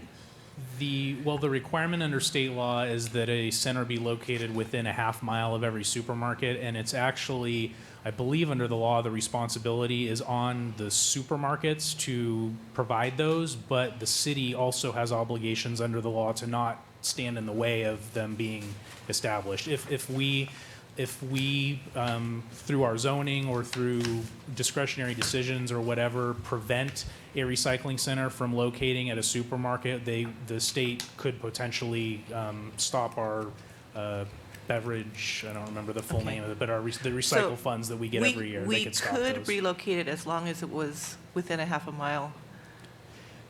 We couldn't just say you shall relocate. There would have Because to, it's I mean, on there would private be property. a process for that to Right, be gone right. through. Under zoning, because the conditional use permit and variance were approved, they have a vested right to operate at that location. So we would have to go through the due process of unless they wanted to agree to relocate, we would have to go through the process of revoking that CUP, which in order to do that, you have to provide evidence through a public hearing and due process that they have somehow, they're either operating as a nuisance or they violated the law or violated the conditions under which they were approved. One of the 4 conditions you talked about in the report. Right. Do we know, do they make money off of that recycling center? I'm sure, Ralph's? yes, but Yeah, they collect a fee. I would imagine for- Ralph's owns the property, so they have an agreement with the recycling operator is Replan It. So they have, Ralph's has an agreement with the recycle center operator. They don't operate the recycle center, but they have an agreement with them to be located there. So I would imagine, I don't know, but I would there's some kind of imagine a that fee to be Ralph's on is their property. collecting Correct. a lease and the recycling center operator makes the money off of the recyclables. Okay. Could be a percentage of a revenue too. Exactly. Yeah, both, yeah. Any Yeah, question? I have a couple of questions. Is it normal to, I guess, is a variance always required as part of CUP for a recycling center? No, the variance was granted in this case when the Ralph's supermarket expanded in 1990. Yeah, in 1990, when the Ralph's supermarket expanded, a variance was granted at that time because it was short on parking. So they granted the variance for an exception to the parking standards to allow them to add square footage to the building without meeting the parking requirement. And then when the recycle center came in 2000, because it was taking up more parking spaces, taking up parking spaces of its own, which made the supermarket even shorter on required parking than it already was. So they approved another variance at that time to allow the additional parking spaces to be occupied by the recycle center. Okay. Through the Fast Track Modification Committee, Oh, which that's, consists of 2 people. Sounds like some secret organization. Yeah, I think it's the same person. So the conditional use Same, permit 2 was for tiers. the supermarket and then later for the recycle center to be added, and the variance is just for the parking. okay. And you mentioned there's a recycling center approved for the Value Mart area? There Or the Value is, Mart? and it's approved. not within a half mile of It's not? of Okay. Ralph's. I checked that, and yeah, it is Okay. not within a half mile, so they would each be serving their own convenience. Are we then not in compliance right now with the law? Because Yeah. it sounds like we have 1 recycling center, Yes. but the 3 supermarkets that we have identified are not within 1/2 mile of each other. Assuming that Value Mart and Super A meet the thresholds, then yes, those convenience zones are not in compliance. So we're like too short right now, basically. Sounds like to me. Yes. But yet you have to have, I No, I don't, mean, just, Yeah, I mean, there are certainly, I know there are other supermarkets out there that don't have it within a half mile, Right. so I don't know how aggressive the state is in But I think pushing that. the state is looking for willing partners, and if somebody applies, you need to allow. I Yeah. think that's It's probably not more- like, if you it's don't more have like one, you then they'll can't- find it's like you. don't disallow them. Right, don't disallow Yeah. them. Right. Yeah. You can't just put it at the sheriff's department? Let's ask Ken, and maybe the school district. No? Parking lot over there behind the school board building, that seems to be empty. Okay. Any other questions? And if not, I'll open for public comments. Mr. Stafford, you have a speaker request? Bummer. Mayor Pro Tem Sternquist, council members, city staff, I did a public information request on this. I got a packet here, and it does talk about the committee that was formed. And the city manager and the city attorney acted as part of it together. And it makes me wonder if that's a conflict of interest. I think I agree with Councilmember Chavez that part of the code should be repealed. And I think this needs to go through a public hearing process to have the right CUP. I have spotted a couple things over there that are in violation. One, they have a big trash dumpster out there from Athens that's right out there in public view. According to what I have here, the dumpster is supposed to be behind Ralph's Market in the alley, and they're supposed to be using one of Ralph's dumpsters for their trash. They have a trash can there. They're supposed to drag that over behind Ralph's and dump it in their dumpsters. They've just recently brought out a dumpster. That violates this CUP. Secondly, it says it's supposed to take up 4 spaces. They're taking up 6 spaces. Again, another problem. I had a thought of maybe moving it to the northwest corner of that parking lot closest to Oak Avenue and have it there in the corner away from everybody. I've seen what Councilmember Chavez is talking about over at the Albertsons there at Tyler and Live Oak. And it is away from everybody. If we could do something like that, But that's right, yeah. that may solve the problem.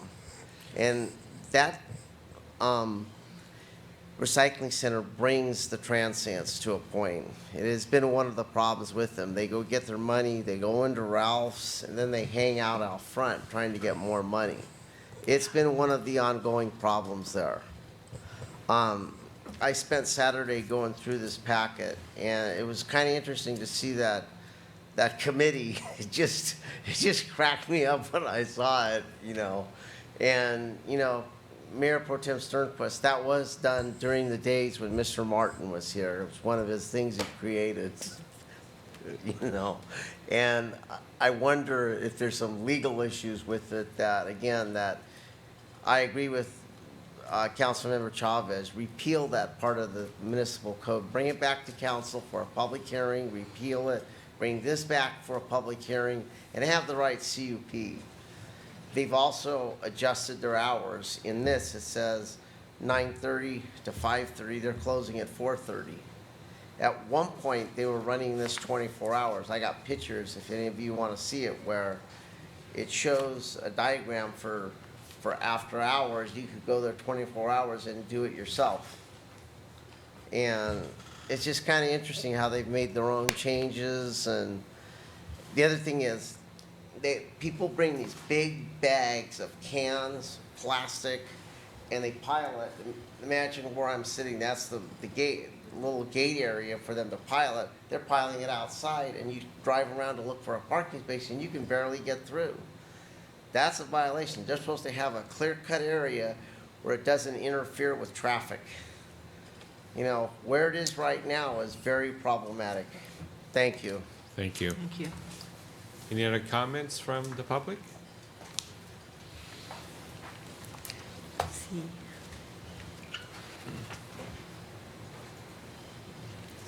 Good evening.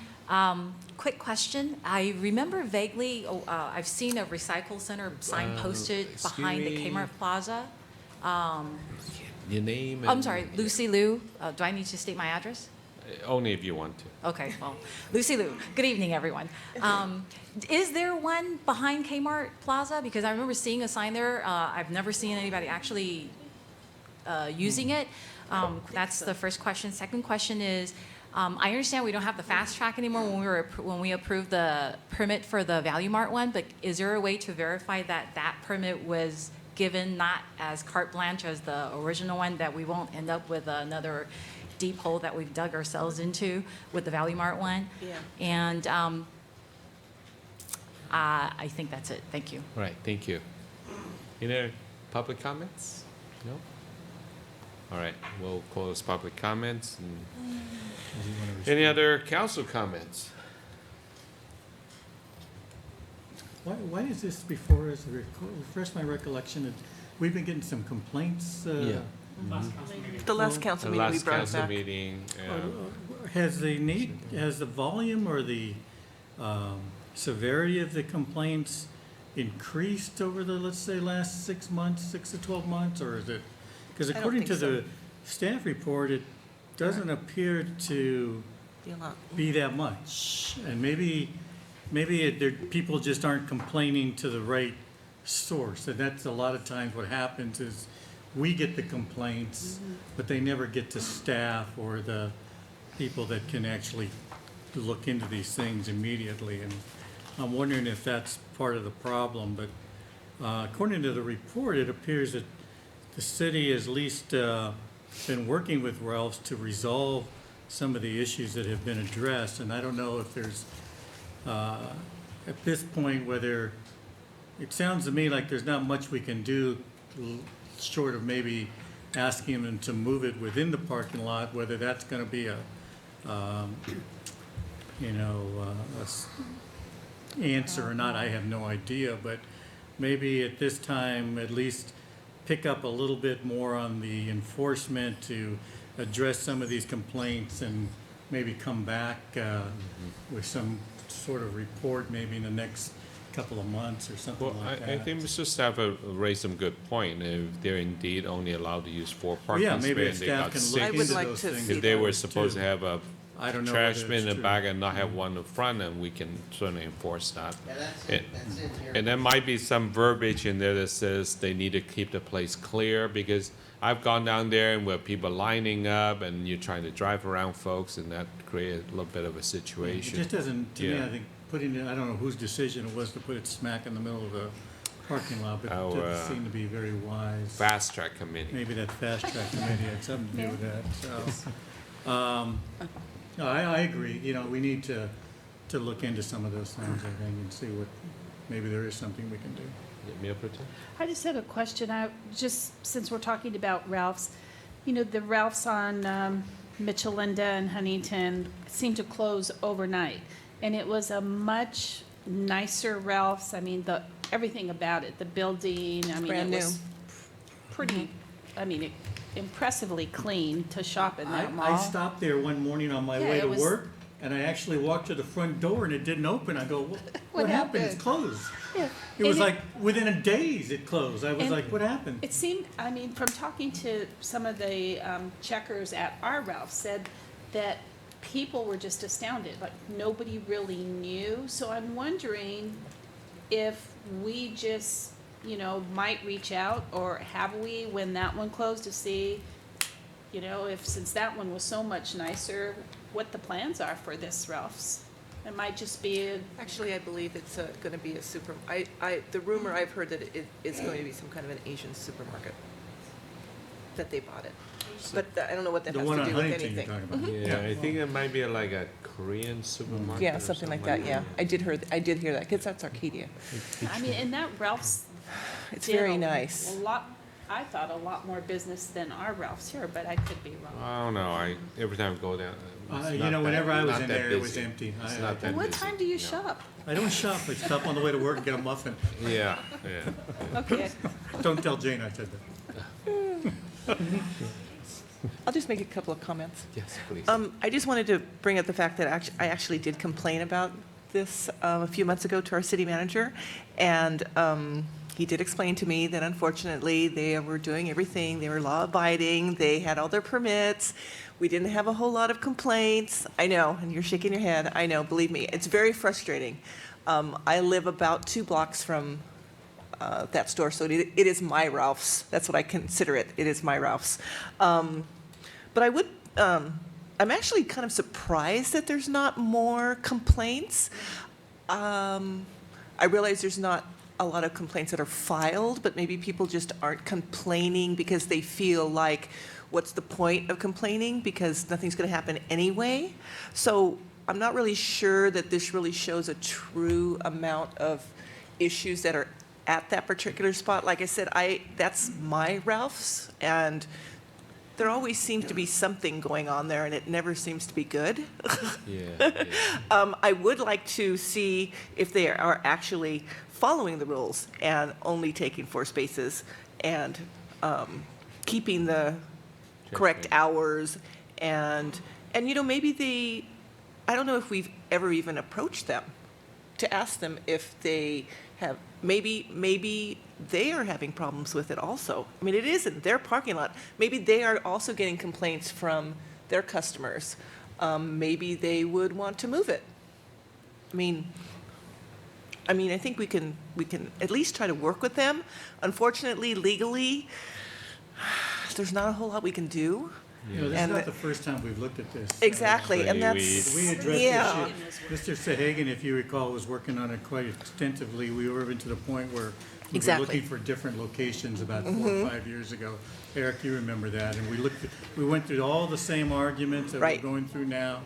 And, it's for, it can be frustrating, although I think it's at this point an enforcement issue.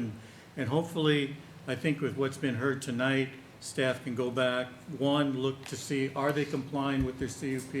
And then 2, is there more that we can do to address some of the complaints we're getting regarding the trash and the loitering and the different things. I know the staff report indicates that the loitering was the responsibility of Ralph's, but I got to believe that there's something we can do to help with that issue. And I can't believe that they aren't complaining, that their customers aren't complaining. Yeah. Maybe they are. But, Maybe they are. And particularly if the other route's gone, I think I would extend the reason that they will have a higher business volume But then, now.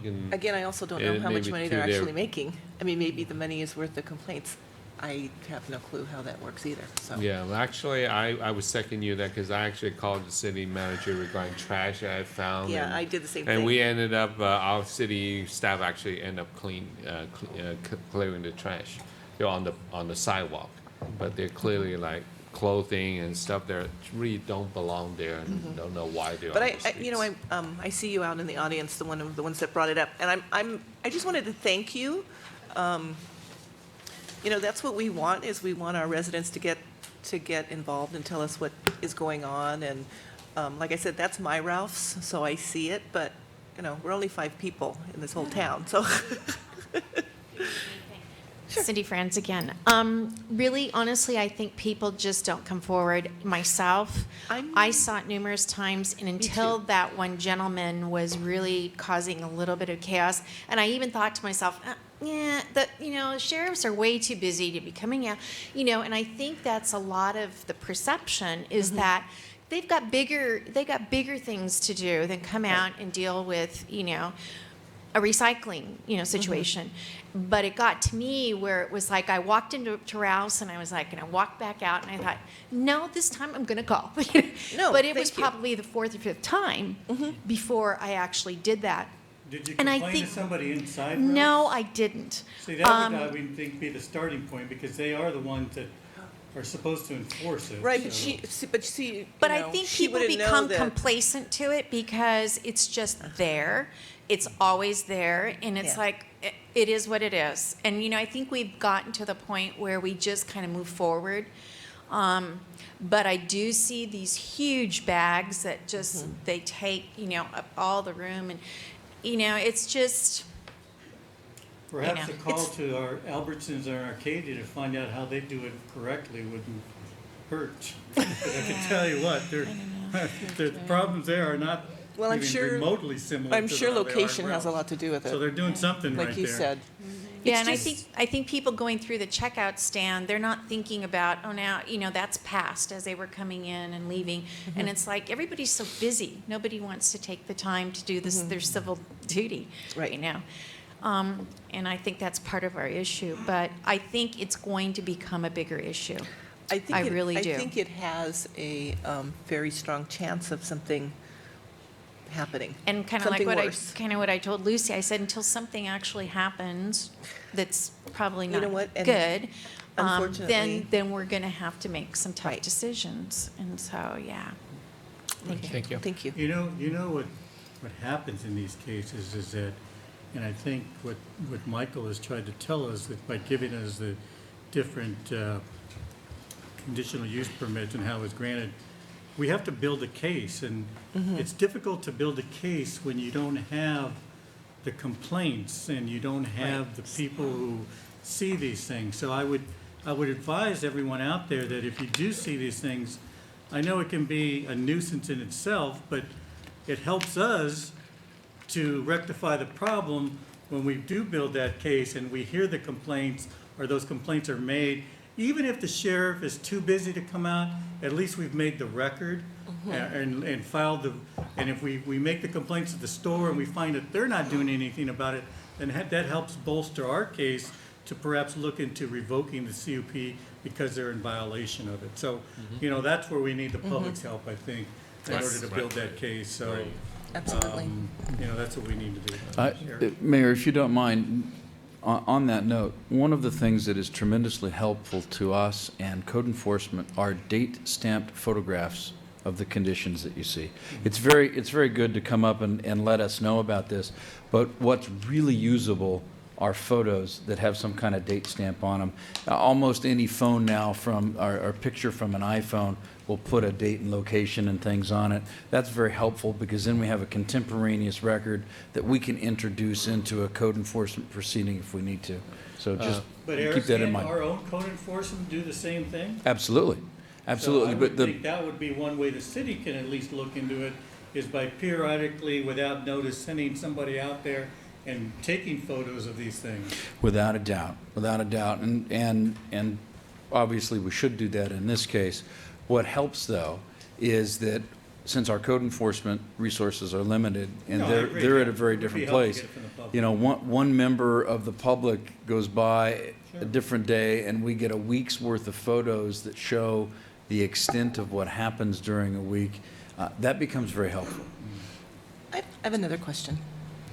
Since this complaint was about a private property, were the managers or the owners of Albertsons notified that this was going to be on the agenda? Or Ralph's, I'm sorry, Albertsons. No. No? Don't we usually notify them if it's something that pertains to them? I thought we did. Well, we were only asking staff to provide a report. This is not like a land use, any discretionary hearing. We're not Oh, really okay. taking any actions, so, Okay, I was just wondering. yeah. No, I do have a picture, so, but it's sidewalk though. But I think that would count. It does. So, I have a question for Mr. City Attorney. You talked about sort of documenting and building a case for this. At what point do we cross that threshold of having sufficient enough photos? Or, I don't really see that line of where we can then make a case for It taking action. depends on what you're trying to make a case for. If it is for an administrative code citation because of a public nuisance, accumulation of trash, debris, or something like that, that's kind of one threshold. A couple pictures, hey, you've done it, we can address that. If you're talking about revoking a conditional use permit, that's a fairly significant and valuable land use right, and we would need a lot of very good evidence to base our revocation on that. And we can only revoke the CUP if they're violating the conditions. I have and not they seen what the refuse to conditions cure are. it. Correct. Right. Correct. Okay. All right, yeah, because, I'm looking at the 4 conditions in the staff report, and as staff pointed out, the only one that could even come Right. into play is The last detrimental to public health or safety. And so on that note, it reminded me of, I think there was an email that was sent to all of us a while ago by a resident who complained about some sort of altercation in the Ralph's parking lot. I wasn't sure if it was related to the recycling center. Yeah. It So was, yeah, it was, actually. It was a few months ago. yeah, so I think it was related to, drivers. They were upset. Yeah, they were upset because they had to go around drive around all the things stacked in the parking lot, and it was causing a danger. So I mean, I hate to say this, but do we have to have someone get hurt until we can really make a case for this? I mean, I wouldn't want someone to be hurt or worst case scenario killed by a safety hazard by the physical location. Using the criteria that you mentioned, detrimental to public health, safety, welfare, we wouldn't need somebody to be injured, but we would have to have a pretty chronic and persistent condition of excess trash, maybe fluids that have leaked out of the recycled materials that now are spoiling and creating either vermin or insect-related issue. We'd need that kind of a level of a problem to revoke on that basis. But maybe there are other bases that we could look at too. I don't know. Then we'll have to go out and inspect the property and look at the So CUP. basically, we need more concrete complaints, Yes, is the documented. issue. Yep. Okay. If, Guess we'll go take pictures. okay. I guess I know where I'll be taking pictures. Any other comments? If not, I'm ready for a motion. I think it's just receive and file. To receive and file. Receive and file. Do we need a motion for that? There wasn't any recommendations, I think. No. Make so a motion to We don't need receive a and motion? No second? We don't need one? Okay. You do not, All unless right. you want to reject it, and in which case you could reject But I it. thought general consensus that we want to look at this maybe in some upcoming Well, future. if I may, Yeah. Mayor, I would Yeah. propose a motion that we Yes. receive and file a report and direct staff to follow up on the comments that were made tonight Right. regarding the Yes. issues, regarding the Of, CUP, and what we can do to maybe beef up enforcement or even build up a case to develop grounds for looking into revocation of their CUP. It's moved. good. Do we Oh, have a a second? second. Okay, Was there a move and motion? second it. Roll call vote, please, Madam Clerk. Councilmember Chavez? Yes. Councilmember Fish? Yes. Councilmember Mann? Yes. Mayor Pro Tem Sternquist? Yes. Mayor Yu? Yes. So, thank you. Next item is communications. There is none. And next update from Mr. City Manager. Mayor, you members of the council, very quickly, today we did have a community blood drive at Live Oak Park. A little over 25 of our residents gave blood, and so that was thanks to Kathy Burrows and Amelia Kokeko in our office for organizing that. There is a blood crisis. There is a crisis of Shortage. donors throughout the country right now. So if you weren't able to make this one, Red Cross is looking all over the country in our local communities for donations. Tomorrow night, National Night Out will happen. We will be closing off Golden West and bringing out some of. We won't be competing with a lot of the National Night Out activities that are happening tonight throughout the country and throughout Southern California. So we'll have some of more of the fun stuff out there for the community to kind of see and touch. And I see they're gonna have the earthquake, or what do they call it? Yes. Shake a shack or Shaky, something like that? shaky. we were able to get Shake that because we're Shack. not actually on the National Night Out. That usually is booked That years in is, advance. It worked I out would well. advise, if you can take it, it's quite an Is experience. it pretty cool?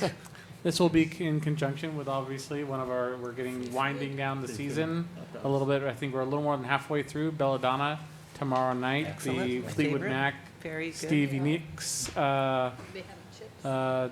songs, and remembering back to the 1970s when you opened up your house and you received a Fleetwood Mac album. Along with that, Concerts in the Park will go through the end of August. And that's it for my report tonight. I'm sorry, one more. Thank you, Councilmember Sternquist. We are continuing to move forward with working with the county library, and the funding agreement is coming back to you hopefully in the first meeting of September is what our target date is, and we're looking to, per your direction, to look to provide the appropriate safeguards and everything else with that. When is it coming back? Doing our best to Hopefully. bring it back the first meeting of September. September. Hopefully. Do you know when the funding measure is going to go before the Board of Supervisors? It should be relatively about that same time. Oh, so we go para instead of them waiting for us? Because I want us to be cognizant of the election cycle. Yeah, we're cognizant of that too, sir, absolutely. That's why we're trying. Do we stand a chance of losing that if there's a change in? Yeah, offices? I think so. If that doesn't thought we go well, it's always the Board of Supervisors' decision, and you need to take. I think these things might even take 4 votes. I don't know.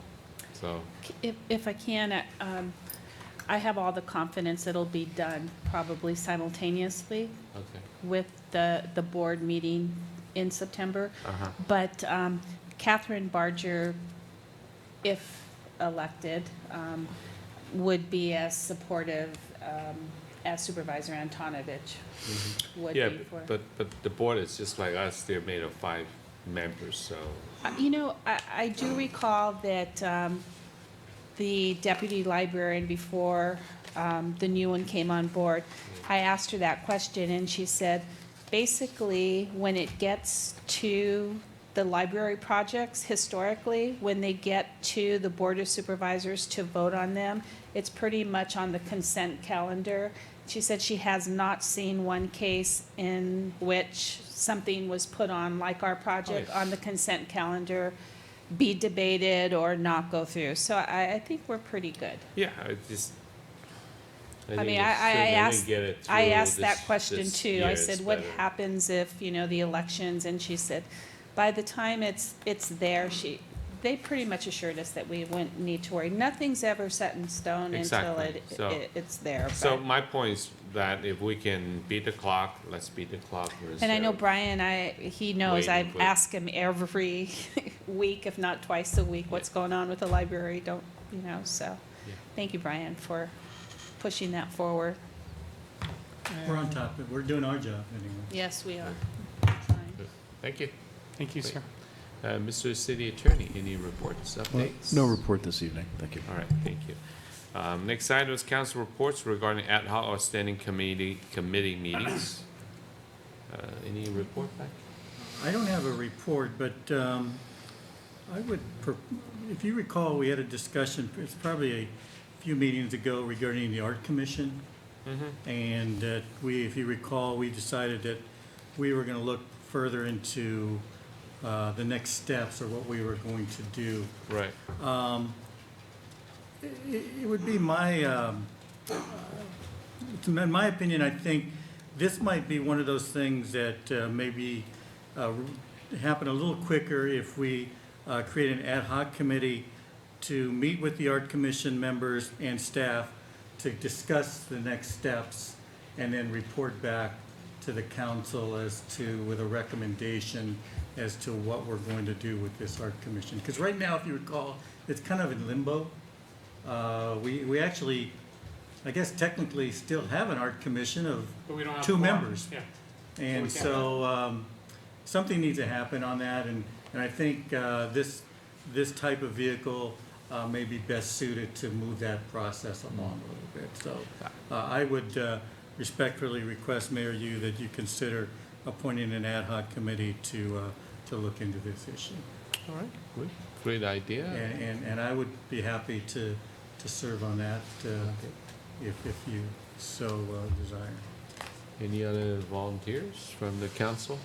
I'm good, really. No good, you good? I got a. Sure, I'll volunteer. Okay, and then I guess we'll create a Art Commission ad hoc committee consisting of Councilmember Chavez and Councilmember Min. Okay. Right, we'll report thank you back. for that suggestion. Thank you, all right. I was gonna mention it last meeting, I forgot. You forgot to remind me, so. All right, any other reports? No? Then we move on, next item, council item separate from the city manager's regular agenda. Councilmember Chavez. Well, I just have one item I want to get, and I think most of you are probably aware that I want to give a big shout out to our Temple City National 10-year-old All-Star team. As you may not, if you may not be aware, they just concluded a successful tournament season, winning the Southern California State Championship. Wow. First time in the city's history that that has happened. They completed a undefeated tournament schedule. They went 12-0, finishing the tournament up in Lompoc. And so I want to give a big congratulations to the team, to the coaches, and of course to the parents. I've taken the liberty of inviting them to the next council meeting so that we can perhaps recognize them. And we've done that before, but not to this extent. And so, you know, they did a great job.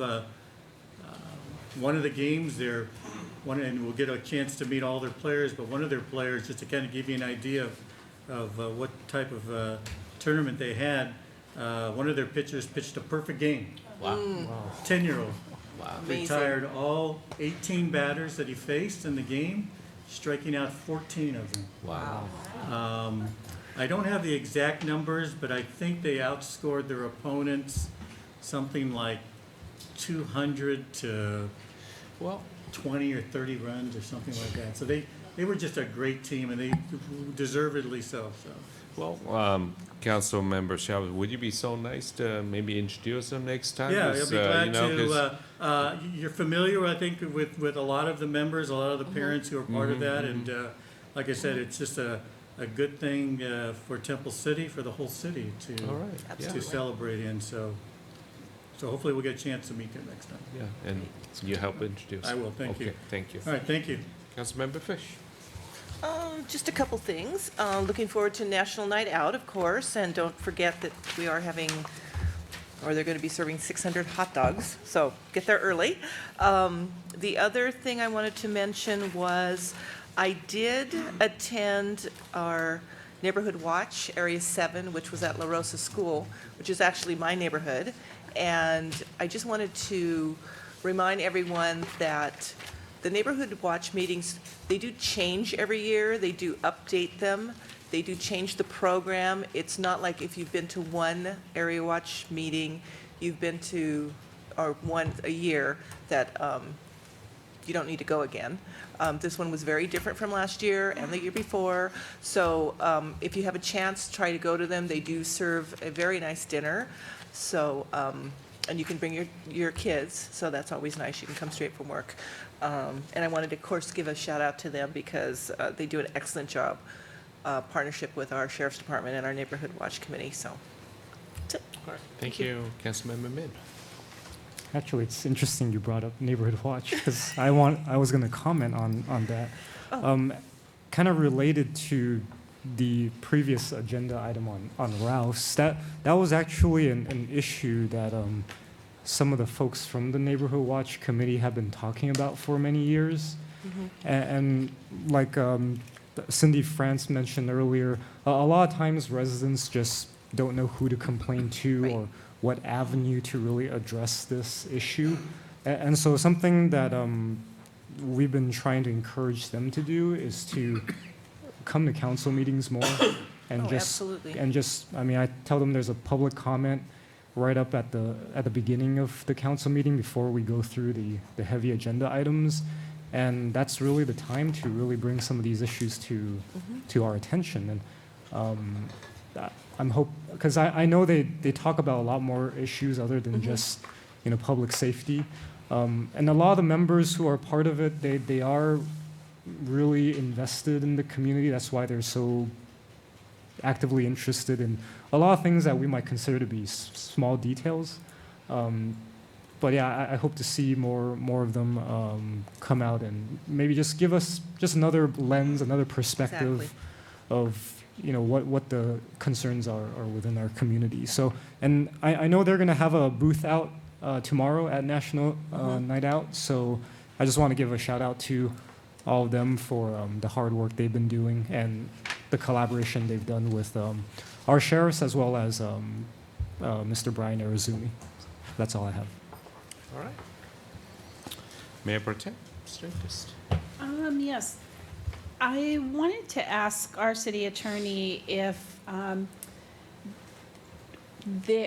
the city can have some liability if we didn't provide active shooter training for our employees. I was at a workshop recently, actually at the sanitation district meeting, and before the meeting started, the director said, I want to just let you know that at your next meeting, you'll see a peace officer here, and we're going to also provide active shooter training because we have, quite a few elected officials and our supervisors are there.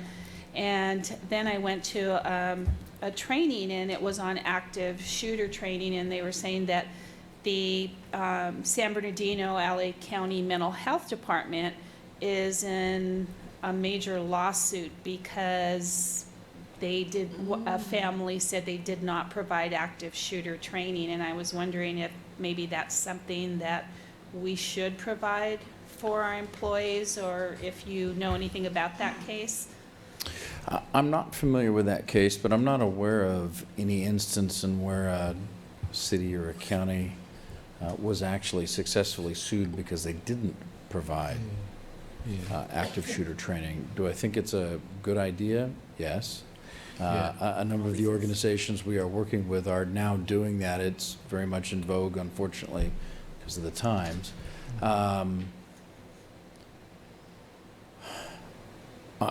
You can consult with your liability insurer, JPIA, as to how they feel about it, and I would recommend that. But I don't see right now, under the current situation, how the city would have some liability for essentially a criminal or terrorist act by a third party. Yeah. As you know, JPIA has quite a number of training programs they offer to the city. I'm not aware of that one at this time. I'm sure if it was an issue or if it was required that they certainly would be offering that, but I can follow up and see maybe there's something in the horizon, or maybe, and as Eric pointed out, I think it's very, obviously, the time and period that we now live in, it's becoming more and more of an issue, so. Well, I went to the doctor last week to Healthcare Partners right across the street, and when you come in and they take your blood pressure, they walk out and they shut the door. Well, I always open the door. I get claustrophobic in those little rooms. And the nurse came in, she said, you need to keep the door closed. She said, we just had our active shooter training. And it's like, oh my goodness, this is like the third place in a short period of time that someone has addressed active shooting and training, and she said, this is what we do, and that's a new normal, unfortunately. Actually, the sheriff's department has a very good video, and anybody can actually go search for a sheriff's department active shooter. We actually did that with my staff and at the county, because after the San Bernardino, everybody's well aware of it's always good to have a plan. I think it's always good information. Always. So.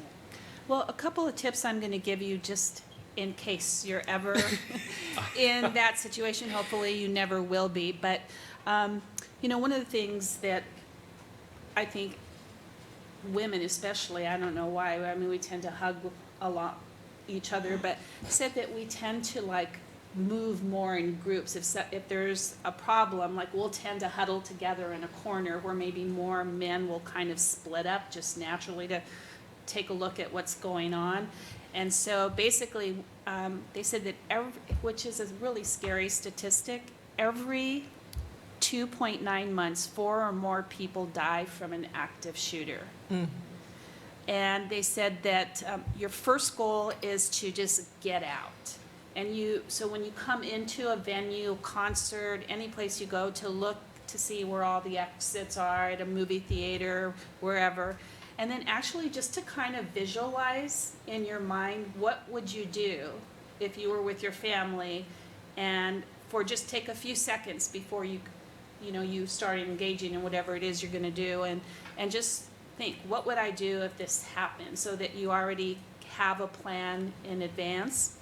And then one of the other things was to just look for the exits, and then if you don't see an available exit, because that's where the active shooter is, then obviously to hide, to try and hide. And if you see that you can't get away, then actually, as a group, you try and take that person out. And that's the best way to save the most lives. And I think that was what happened with the airplane that was going to land, attack the Pentagon, and is that they just said it's time, we're gonna have some loss, but it was just, it's heart-wrenching to see, but I think it made me very conscientious. Like you said, this is the world that we live in, and we want to protect our residents and our families, so. I just want to add one note to what you said, first run away, second hide, but when you hide, actually one thing I did learn through the training was turn off the lights, block the door, and turn off your cell phones, because because They will know. your friends and family probably calling you, and then they walk by and the phone rang and they know where you are. Yeah, So I've heard that too. it's something that I did learn. And then I asked an obvious question to the sheriff folks who train us. I said, well, if somebody knock on your door and saying it's okay, you can come out now, how do I know it's friends or foe?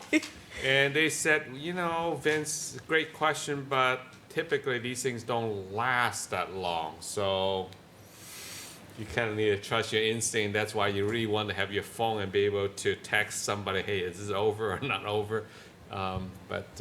Scary. Scary. But that's a And- new normal. I remember Yeah, it the is. training that the sheriffs did, the active shooter training at the high school.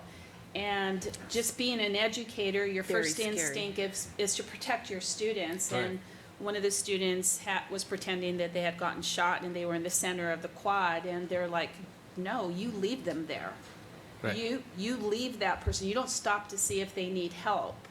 And that was just like, oh my goodness, how do you not? Yeah, But- two more point is that the sheriff's department is saying, well, actually, we're sheriff sitting here, and he can say, that's the difference between active shooter and versus the aftermath, and they come and investigate.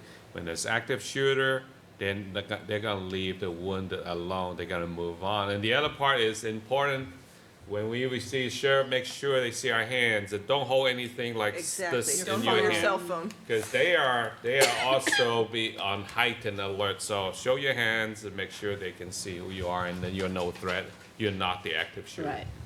So talking about all the not so nice stuff, if you want to know what happens to your sewage, there is nicer stuff. Good leeway. Yes. Yeah. a joint water pollution control plant open house this Saturday, August 6th at 9 o'clock, and it's at 24501 South Figueroa in Carson. And it's I guess a great opportunity to see what happens to all of that mess. Also, that, and they usually have it once a year, but I'm sure you'll let us know about that. But they do also sponsor a tour of the different water treatment plants, including this one, and will show you where the water goes in each step of the way. This one in Carson is very interesting because they'll get into a lot of the details and the chemical stuff, and it's a very impressive plant. And also, they will tell you that's where they filmed a portion of, what's the one with Danny DeVito and Arnold Schwarzenegger? Twins. Oh. Remember the Yeah, one where at the yeah, end where they were yeah. fighting against each other, that it was filmed there? They tell you about that. Little when you go. trivia. But no, it's a great thing, and it's open to the public also. So anybody, including directors, can go. But that would be something. And of course, as we always remind people, it's probably too late for this summer, but next summer they also sponsor the boat trips out into the harbor.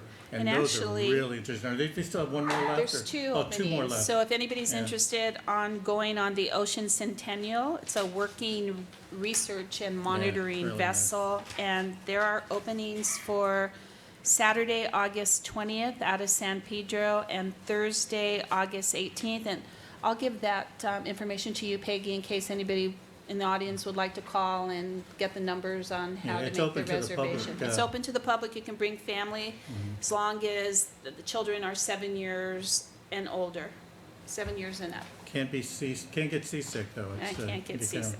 You know, the first time we went out there was with the Haddads. Oh. Serge and, and Crystal, they both came out on a trip. Yeah. And then if you're interested in giving up your gas lawnmower and getting an electric lawnmower, on October 1st in Ontario at Citizens Business Bank Arena, there is a lawnmower exchange through AQMD. And you can, depending on the voltage of the lawnmower you want, you can basically get a $600 lawnmower for $250, which is a pretty good discount if you exchange. If you get a smaller, like a 16 to 40 volt, it's retail at $375. You can pay $135, and you turn in your gas. Can you exchange an old electrical for a new electrical? I don't wonder if know that's, about possible. that, but I haven't. You can have the I have an flyer and electrical, call. but that'd be interesting. Yeah. And then one last thing is, we will probably have some rotating power outages. Edison has on their website some tips on how you can successfully handle these rotating outages. But on your bill, you actually have a code on your Edison bill, and that's the code that you can punch in when you go onto the website, and it will tell you when they plan to have an outage. Usually they won't last more than an hour, but a lot of it is because of the Aliso, what was it? Aliso Canyon not being able to provide services. So with that, that's it. Do we know when we're gonna get some here in Kansas City? I think we've had some already, haven't we, Brian? They were When they canceled last issue a week. Flex Alert, we thought we were gonna have one about a week ago. We actually put out on our social media to some folks. So when they issue a Flex Alert, then there is that possibility. Then there'll be a time frame shortly after that, within a few hours, of Edison notifying and going through. So SCE / outages is where you can look for those. And then once we know the targeted area, just like we did last week, we'll let people know. We'll put up the Edison maps. It'll show it too. So how do we let people know? I mean, let's say if I'm in the area that it's gonna get the rolling, so what kind of, if I don't go actively look for, if I were out, how do I know? And would I be working away and then boom, and everything goes Pretty dark? much. There's that's very strong possibility that will happen. So we're hoping that people who check Nixle with us, And how long would the blackout be? they're saying, as Mayor Pro Tem said, no, they're targeting no more than an hour, but they can't guarantee that because, again, not to get technical about it, but Edison, power is not guaranteed all of the time per the PUC and with Edison, but they're trying to target it for less than an hour, and they're trying to with the circuits that they're shutting down, essentially, they're trying to rotate it geographically and space it out, trying to find non-critical facilities, those types of things as well. So, I.e. it's- homes. yes, i.e. residential homes Right. is going to be. It seems as though that's going to be the target areas. And one of their biggest tips is that if you are home and you have a power outage, to shut off manually everything that was on your computers, anything that was on before, because when the power comes back, that surge can fry everything. And are they responsible? Can we file claims if? Yes, you can file appliance is claims damaged? with Southern California Edison. I had to do that when I was the only resident that had a 4-day power outage because they severed my lines They with the like it. trees. So, and they did cover my computers, the two of them, they were fried completely. So take advantage of that sce.com/outage, and that's where you can get some more information. Okay, that's it. All right, okay. Well, I don't have anything to add. I mean, it's been very fun discussion so far. And next item is additional public comments. Anyone want to add any comments? No? Then our meeting is adjourned. Thank you, everyone.